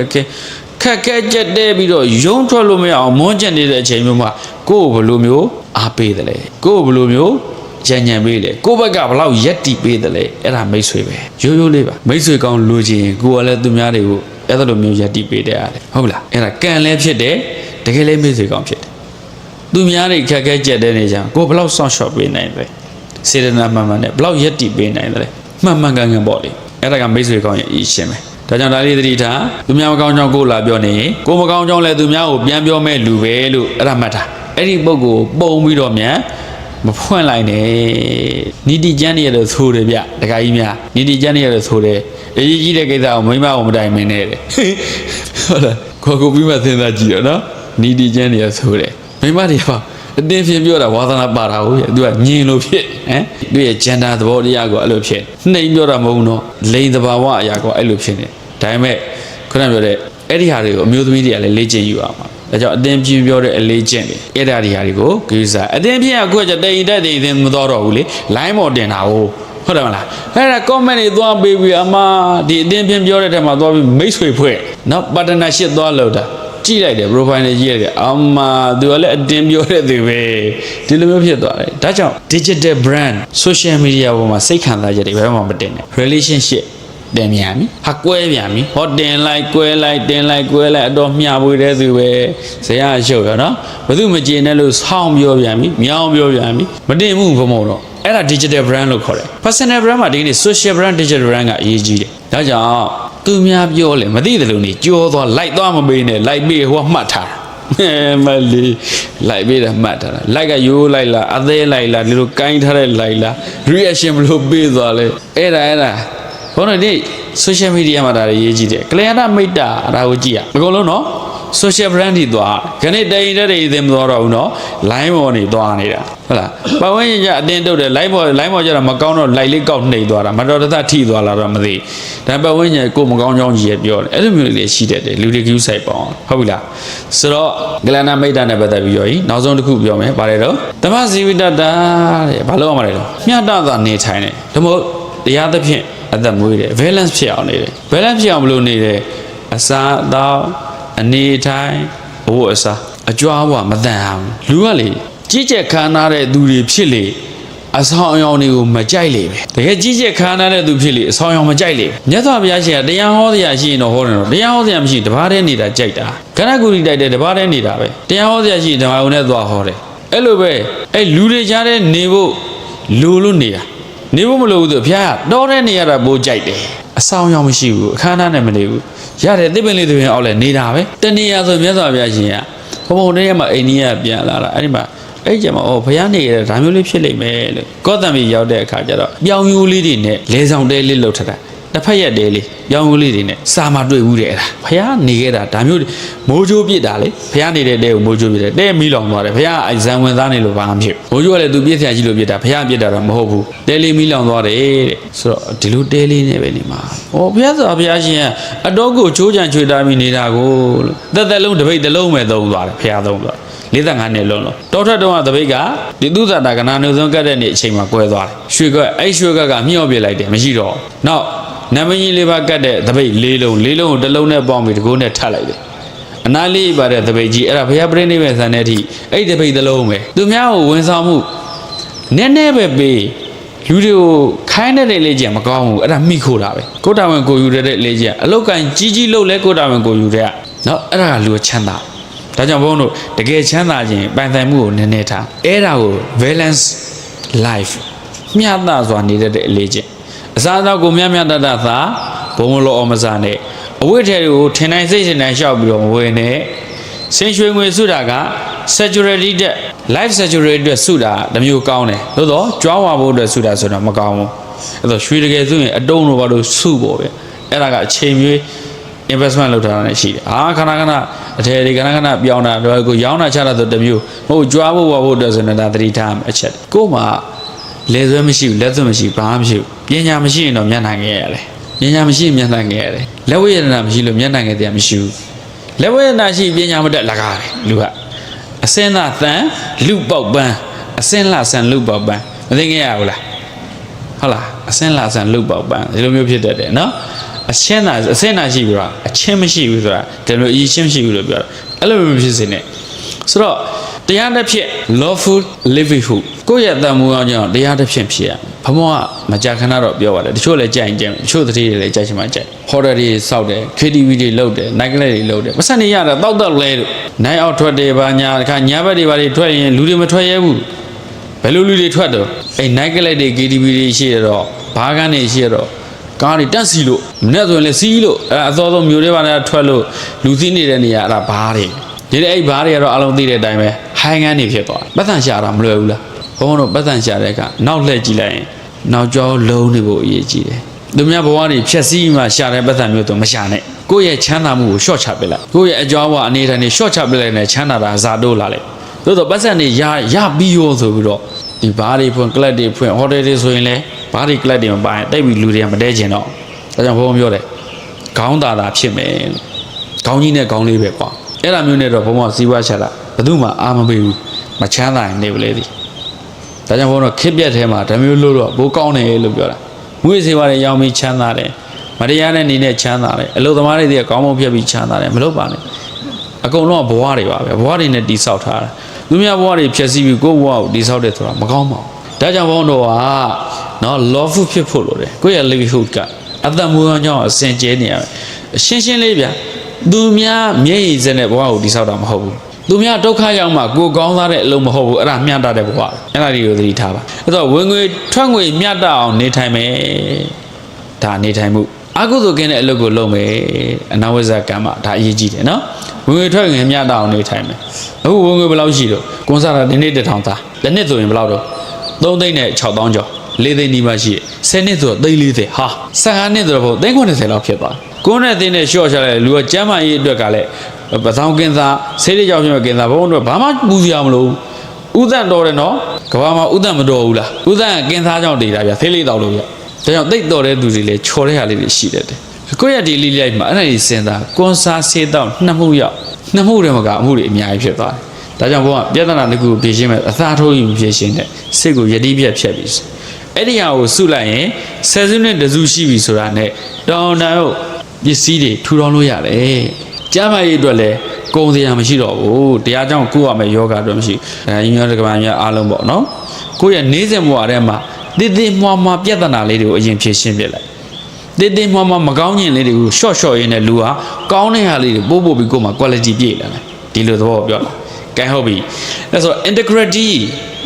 business ethics ရှိရမယ်ခုနပြောပြီးနော်ခေါင်းပုံမဖြတ်နဲ့အမြတ်ကြီးမစားနဲ့သူတစ်ပါးရဲ့မျက်ရည်နဲ့ဘဝကိုမတီးဆောင်နဲ့သူများဘဝတွေကိုဖျက်ဆီးပြီးကိုယ့်ဘဝကိုတီးဆောက်တာမျိုးကိုလုံးဝမလုပ်ပါဘူးလို့အဓိဋ္ဌာန်ပြုတာသူတို့အဲ့လိုအဓိဋ္ဌာန်ပြုထားရင်အဲ့ဒီခွင့်ရေးတွေကရလာတယ်အဓိဋ္ဌာန်ပြုထားမှဒီခွင့်ရေးတွေကဘုံဘလောဗျာနဘူးတွေတွေ့တယ်ဗျာဒီတစ်ခွက်တော့လုံးလိုက်ရင်တပည့်တော်သက်ချမ်းသာပြီဗျာမလုပ်နဲ့တော်မလွယ်ဘူးနော်တော်မလုပ်နိုင်အောင်ကြိုးစား integrityပြန်စဉ်းစားကြည့်လိုက်ရင်ဂုဏ်သိက္ခာရှိနေရမယ် business ethics ရှိရမယ်ကိုကျင်တရားကောင်းမှလုပ်ငန်းကိုလုပ်ကြမယ်နောက်တစ်ခုပါပဲ simple living ဘဝကိုရိုးရိုးလေးဖြတ်သန်းပါအဝိသားကိုရိုးရိုးရှင်းရှင်းလေးသပင်ထားတာရိုးရိုးရှင်းရှင်းလေးအသုံးဆောင်တွေကိုရိုးရိုးရှင်းရှင်းလေးရိုးရှင်းလေးလူကခွန်အားဖို့ရှိနေတယ်စမ်းစမ်းပြပြခေဘောတွေအဆိုတော်တွေဒန်ဆာတွေဒီတရုတ်ရောဒီကိုရီးယားရောဒီအနောက်နိုင်ငံကလူတွေရောရုပ်ရှင်နှုတ်ပညာနဲ့အောင်မြင်တဲ့သူတွေဆူဆိုက်လုပ်သွားတာလေအများကြီးဘာဖြစ်လို့အစမ်းမထွင်နိုင်တော့လို့ဆန်းလိုက်တာအရှိကိုကြိုးနေတာဆန်းတရားမရှိတော့တဲ့အခါသူတို့လူလက်ခံတော့သူ stress တွေနဲ့ depression တွေနဲ့ဆူဆိုက်လုပ်သွားကြတာရိုးတဲ့သူကအဲ့လောက်ပင်ပန်းမှုဆန်းဆန်းပြပြလုပ်ရတာ stress ရှိတယ်ကဲဘွယ်တစ်ခုသွားမယ်ဆိုနှကန်းဒီသိုးဖို့တွေနော်မိတ်ကလိမ့်တာဘယ်နှခါဘယ်နှထက်လောက်ထက်အောက်ကပါတိုးနာသလားခံပြီးဘော3ထက်လောက်4ထက်လောက်ထက်ရတယ်ဒါနှခါလေးသလောက်မျိုးရှင်းမှုလေဟုတ်လားနှကန်းဒီဆိုရင်ရှေ့က line ရချယ်ရီကဘေးထွက်တော့မှဆိုလို့ဘယ်လောက်အလို့ရှုပ်အဲ့ဒီအတွက်အချိန်နေပေးလိုက်အဲ့ဒီအတွက်ဖြီးစည်းမှုတွေရှိစိတ်ဖြီးစည်းမှုတွေလှမလားဘယ်သူမှငါကဲ့ရမလားမသိအဝတ်သားကြီးကပွားနေတယ်ကဲ့ရမရှိဘူးဘာညာအဲ့ဒီဆိုင်ကလူငါနောက်တစ်ခါပြဿနာရှာအောင်မဒီမှာအဝတ်ရင်းနဲ့ဟိုပြဿနာရှာထီးခုသွားမယ်ဆိုဒါရှင်မင်းတစ်ခါထွက်ပဲကြီးတလေချက်ဆိုအဲ့ဒါပြောတာအစင်ပဲမဖြစ်ဘူးပေါ့ရိုးရိုးရှင်းရှင်းလေးနေရင်လူကချမ်းသာလို့အတော့ပေါ်ပါတယ်ပြုံးတို့ကောက်ထွက်သွားလိုက်ရှင်းရှင်းလေးမြတ်စွာဘုရားရှင်ကဘုန်းကြီးကိုပြောတယ်ဒါကြောင့်ကရုံတုံခိုင်းတာသပင်းရဲ့အပြည့်16ပါးရှိတယ် ဘုန်းကြီးလည်းဘုန်းကြီးတွေကေဖီးမှာပေါ့အားနေတာဟိုဒီဘုန်းကြီးတွေကေတွေလျှောက်ထားနေမှာဟုတ်လားဘုရားရှင်လက်ထက်ကကြည့်တယ်အဲ့ဒါကြောင့်မြတ်စွာဘုရားရှင်ကရုံးရေးရမယ်စက်ကတ်ကြီးတွေပါအသုံးမမရှိဘူးအခု line တွေဖော်တယ်မို့လားဘုန်းကြီးတွေကသခဲ့တာရဲ့ဘုရားရှင်လက်ကအဲ့ဒါကြောင့် line တွေပါမဖော်ဘူးဆိုတော့ဝီနီးမှာပါတယ်ဟောနှာခေါင်းဝင်းမုတ်စိတ်မွေးတွေထားကြမထားဘူးဆိုဒီလိုပါလက်သေးရှည်တွေထားကြလက်သေးရှည်မထားဘူးဝီနီးမှာလက်သေးရှည်တော့ဘုန်းကြီးတစ်ပါးကိုမိမတယောက်ကကြိုက်တဲ့အခါကျတော့အဲ့ဒီမိမဒီဘုန်းကြီးကိုကြံတာပေါ့ကြမ်းများတဲ့အခါသူ့ကိုယ်သူကုတ်ဖယ်ပြီးသူ့မတရားကျင့်ပါတယ်လို့ပြောဖះမဟုတ်မှန်းတော့သိတယ်အဲ့ဒါဘာလို့လက်သေးရှည်ထားလို့အေးမင်းတို့လက်သေးရှည်မထားနဲ့သပီးသွားရောဟုတ်လားလက်သေးရှည်မထားတော့ကုတ်လို့ဖေးလို့မရဘူးလေသူလှီတယ်လို့မရတော့ဘူးဘုရားရှင်အဲ့လိုမျိုးဘုန်းတော်ဝီနီးတွေဆိုတာသူတပည့်တွေကိုဥပဒေအရာကိုလုံခြုံရေးရှိအောင်လို့ဘုရားရှင်ပြညတ်တော်တာတိတ်လှတာပဲရိုးရိုးရှင်းရှင်းလင်းနေအဝတ်သားဆိုပြန်ကြီးဗျာအဲ့ဒီပြန်ကြီးမှာအန်ရရှိမှဆိုလို့ဆိုးအပိုင်းပိုင်းဖြတ်ပြလိုက်အပိုင်းပိုင်းမဖြတ်ရင်ဒီအဝတ်ကြီးကိုအထည်ကြီးကိုတော့ရှားမတဲ့တခုတည်းတည်းများတွေကတိုက်တယ်လေသင်္ကန်းခဏခိုးလို့ကိုတုံးလုံးနေရတဲ့ဘုန်းကြီးတွေခဏကြော်အဲကြောင့်မြတ်စွာဘုရားရှင်သင်္ကန်းတွေကိုကွာဒီလိုအပြန်ကြီးပိတ်ဆကြီးတိုင်းဆိုရင်တန်ဖိုးကြီးနေလိမ့်မယ်ဖြတ်ပြလိုက်ဆိုဘုန်းတော်သင်္ကန်းတွေကဒီမှာအတွင်းထဲမှာဖြတ်ထားစုပ်လိုက်ရင်တတောင်းတို့တထွားတို့အဲ့လောက်လေးတွေပဲရှိသွားတော့လေဆိုတော့ gain ဘာတန်ဖိုးရှိမှာအင်ကြီးလဲချိုးလို့မရဘောင်းမီလဲချိုးလို့မရဆိုဘယ်သူမှသိမဝင်သားတော့အဲ့ဒါ simple life simple living လှတယ်နော်ဖះရှင်ကသူ့ရဲ့သားသမီးတွေကိုဒီသာသနာတွင်မှာနေထိုင်တဲ့အခါရိုးလေးနေအနေရိုးရမယ်အမြင်ဆန်းရမယ်အမြင်ဆန်းကြဲမျောမြင်မြင်နိုင်တဲ့လောက်မြင်အမြင်ကျဲတိုင်းလောက်ကျဲအနေထိုင်ကြတော့ရိုးသားဖို့လို့လေအခုကအနေတိုင်းမရိုးဘူးဗျအမြင်ကြတော့ကျင်းလိုက်တာမျက်ပေါက်ကျင်းတော့ကျင်းတယ်ဟုတ်လားအမြင်ရလေဒါကြောင့်အမြင်ကျဲရတယ်အမြင်ကျဲရတယ်အမျောမြင်ရှိရအနေရိုးမှဒါကြောင့်အောင်မြင်တဲ့သူဘုံတော့လျှောက်ပြောတာလေဘီဂိတ်တို့ကိုကြည့်လိုက်အဝတ်စားစမ်းများမရှိဘူးဟာလက်ပတ်နာရကြီးတွေထဲကြီးတွေမရှိဘူးဟုတ်လားဝါရဘဘတို့ကြည့်လိုက်စမတ်ကြလေးနေတယ်ဇူကာဘတ်တို့သူ့အနေထိုင်ကိုယ့်ထက်တောင်ကိုလောက်တော့အင်ကြီးမပေါ်တော့ဘူးเนาะကိုလူတော့ကသူ့ထက်ပေါ်တော့ဒီလေဆိုကြတဲ့အဲ့ဒါကြောင့်သူချမ်းသာတယ်ဒါကြောင့်ဘုံတို့မြန်မာတွေရဲ့အင်ကြီးဝယ်သားလဲပို့ရှင်းတယ်ဟောဘာလို့ဆိုတော့ကောက်ဝဲလိုက်မြန်မာတွေရဲ့ tradition အရဒီရိုးသားမှုရည်ချင်းမှုကိုအောင်စိုက်ထားတယ်။ဂိုင်တာလေးသတိထား။နောက်ဆုံးအနေနဲ့ပြောမယ် honesty is the best policy ရိုးသားခြင်းကုန်တသက်စားမကုန်အနေအထိုင်ရိုးတာတတ်လုံးချမ်းသာတော့တာရိုးသားခြင်းကိုတသက်စားမကုန်ဒါကြောင့်လူတွေကိုဆက်ဆံတဲ့အခါလဲရိုးသားဆက်ဆံအောင်မြင်မှုရည်ရည်ထိန်းချောင်းနိုင်မှုဟာရိုးသားဖို့လိုတယ်ရိုးရှင်းဖို့လိုတယ်ရိုးရှင်းတဲ့ဘဝနေထိုင်နေဟာအောင်မြင်မှုကိုအကြာကြီးထိန်းလို့ရတယ်ဒါကြောင့်အစမ်းအပြားတွေတော့လိုက်ရင်အောင်မြင်မှုကအကြာကြီးထင်လို့မရဆယ်စုနှစ်တစုအတွင်းမှာပဲပျက်စီးသွားတဲ့သူတွေကိုလေ့လာကြည့်ပါတို့ငယ်ကတော့ကြိုက်လိုက်ရတာကီဘော့ဆိုရီဒန်ဆာတွေပဲအဲ့လူတွေသေးကုန်ပြီ10ရာခိုင်နှုန်းလောက်သေးကုန်ကြပြီစူးစိုက်လုပ်ပြီးသေးကြအဲ့လူတွေကြည့်တယ်ဘာလို့ဆိုတော့အနေမရိုးလို့ဒါကြောင့်အနေရိုးရင်ရည်ရည်ခံတဲ့အောင်မြင်မှုရိုးရှင်းတဲ့ဘဝဟာရည်ရည်ခံတဲ့အောင်မြင်မှုကိုရမှာပါဒါကြောင့်အနှစ်ချုပ်အနေနဲ့ဘုံပြောချင်တာက conclusion အနေနဲ့ပြောရမယ်ဆိုရင်ဒီလေးချက်ပါလူတယောက်အောင်မြင်မှု sustainable ဖြစ်တဲ့ရေရှည်ဖွံ့ဖြိုးတိုးတက်အောင်မြင်မှုကိုရဖို့ဆိုရင်ဘာတွေတော့နံပါတ်1ဥထာဏတံပရာထားကြလုံလောက်ရှိခြင်းဖြင့်အခွင့်အလမ်းတွေကိုရှာဖွေရမယ် opportunity အခွင့်အလမ်းဆိုတာလုံလောက်ရတဲ့သူတွေရှိတဲ့သူတွေအတွက်ပဲအခွင့်အလမ်းဆိုတာလုံလောက်ရရှိတဲ့သူတွေဒီတော့ပဲเนาะလုံလောက်ရမရှိတဲ့သူတွေအတွက်အခွင့်အလမ်းရှိပါမလားအဲကြောင့်အခွင့်အလမ်းဆိုတာဘာတော့လုံလောက်ရရှိတဲ့သူတွေအတွက်ပဲလုံလောက်ရမရှိဘူးပြင်းနေတဲ့သူတွေအတွက်အခွင့်အလမ်းမရှိဘူးအဲ့ဒီအတွက်ဘုံဘုံတို့ကဘုံအမြဲတမ်းပြောတဲ့စကားတစ်ခုရှိတယ်အစင်သင့်ပြင်ထားအစင်သင့်ပြင်ထားဆိုလုံလောက်ရနဲ့အမြဲတမ်းအရေးရှိတဲ့သူတယောက်ဖြစ်အောင်တိဆောက်ထားကိုယ်အခွင့်အလမ်းပေးနေပြီအခွင့်အရေးပေးနေပြီကိုကအစင်သင့်မဖြစ်ဘူးဆိုတော့အဲ့ဒါဆုံးရှုံးသွားပြန်ပြီအဲ့ဒီနောက်တစ်ခါပြန်ပြီးတော့တပတ်ပြန်လဲဖို့ကမလွယ်ဘူးဟာအသက်ကကြီးသွားပါပြီကွာသွားပါပြီစိတ်ဓာတ်တွေကျသွားတယ်ဒါကြောင့်ဘုံတို့အမြဲတမ်းအစင်သင့်ပြင်ထားပညာရည်တွေအမြဲတမ်းသင်ထားတယ်အမြဲတမ်းလေ့ကျင့်ထားတယ်အမြဲတမ်းကိုယ့်ကို train yourself change your mind change your life ကိုယ့်ဘဝကိုပြောင်းလဲခြင်းကိုယ့်စိတ်ကိုပြောင်းလဲရမှာပဲဒါကြောင့်အမြဲတမ်းအစဉ်သင့်မြင်ထားဥထာဏတံပရာလုံလဝရိယရှိခြင်းဖြင့်အခွင့်အလမ်းကိုရှာဖွေပါအခွင့်အလမ်းဆိုတာလုံလဝရိယရှိတဲ့သူတွေအတွက်ပါပဲနောက်တစ်ခုအာရခတံပရာထိန်းသိမ်းစောင့်ရှောက်ခြင်းအပြင်ရရှိတဲ့ဟာတွေကို sustainable development ရေရှည်ဖွံ့ဖြိုးတိုးတက်ဖို့အတွက်အာရခတံပရာအရေးကြီးပါလေနောက်တစ်ခုကလျာဏမိတ်တတာအောင်မြင်မှုကိုဝန်းရံပါအောင်မြင်မှုကိုလုံးခြုံအောင်မြင်ဖို့လိုတယ် secure ဖြစ်ဖို့လိုတယ်ဒီနေ့ဘုံတို့ security တွေလေပလောက်ထားလဲဖုန်းတွေဆိုလဲ password တွေ computer တွေလဲ password တွေ lab တွေရော face scanner တွေရောဆိုမယ်တို့တော့မိတ်ဆွေမရှိရင်ဘာမှမလုပ်ချုံဒါကြောင့်ဘုံတို့အခုအောင်မြင်မှုအကြည့်လုပ်ငန်းအကြီးကြီးတဲ့အခါကျတော့နောက်ဘာပြန်မွေးရမလဲဆိုတော့ အဲ့ဒီလုပ်ငန်းတွေမှာကိုပြဿနာရှာမဲ့ဟာတွေဟက်ကာတွေပြန်မွေးရ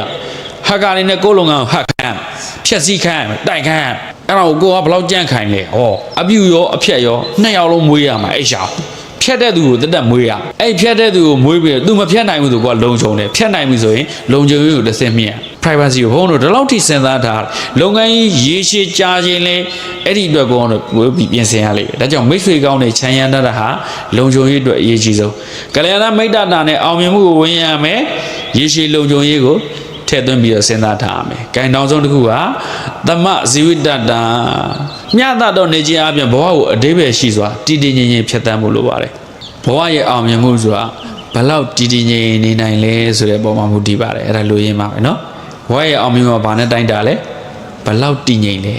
ဟုတ်လား။တချို့အောင်မြင်တယ်လေအောင်မြင်မှုတံမခံနိုင်ပျက်စီးသွားတယ်လေတချို့ကြာရှုံးတယ်လေကြာရှုံးတဲ့ပုံမှာတံမခံနိုင်လို့နလန်မထူဘူးလေဘဝအောင်မြင်မဲ့သူတွေဆိုတာကဘယ်လိုအခြေအနေအဆိုးကောင်းမဲ့နေသူ့ရဲ့ရည်ရွယ်ချက်ရည်မှန်းချက်တွေတည်တည်ငြိမ်ငြိမ်လေးဖြတ်သန်းနေတယ်အောင်မြင်လာလို့လည်းမော်ကြောသတာမရှိဘူးကြာဆုံးနေလို့လည်းစိတ်တက်ကြပြီးလက်မိုင်ချနေတာမရှိဘူးပုံမှန်သူသွားနေလှုပ်ရှားရှားလှုပ်တဲ့ကြိုးစားတယ်ဘလို့ပျော်စရာကောင်းလဲဘုံစဉ်းစားကြည့်တာတဲ့စိတ်ကပျော်နေတာဒါကြောင့်ဘုံဒီသင်္ကန်းသားရဲ့ခေါင်းစဉ်မှာဘုံပြောခဲ့တယ်ဘာလို့ what and happiness လူတစ်ယောက်ရဲ့အောင်မြင်ဖို့နဲ့ပျော်ရွှင်ဖို့အောင်မြင်တယ်မပျော်ရွှင်မှုဆိုရင်ဘဝအောင်မြင်တယ်လို့ပြောလို့မရပျော်ရွှင်တယ်လို့တော့အောင်မြင်တဲ့အခြေအနေမရှိဘူးဆိုရင်လည်းရည်မှန်းချက်တွေရောက်မှာမဟုတ်ဘူးဒါကြောင့်အောင်မြင်ပျော်ရွှင်တဲ့လူတစ်ယောက်ဖြစ်ဖို့ဆိုရင်အခုဤချင်းလေးခုကိုစနစ်ကျဤထောက်ခဲ့ကြပါလို့တိုက်တွန်းရင်ဘုံရဲ့ပြောကြမှုကိုနေကုန်ချုပ်ပါတယ်အားလုံးမင်္ဂလာပါ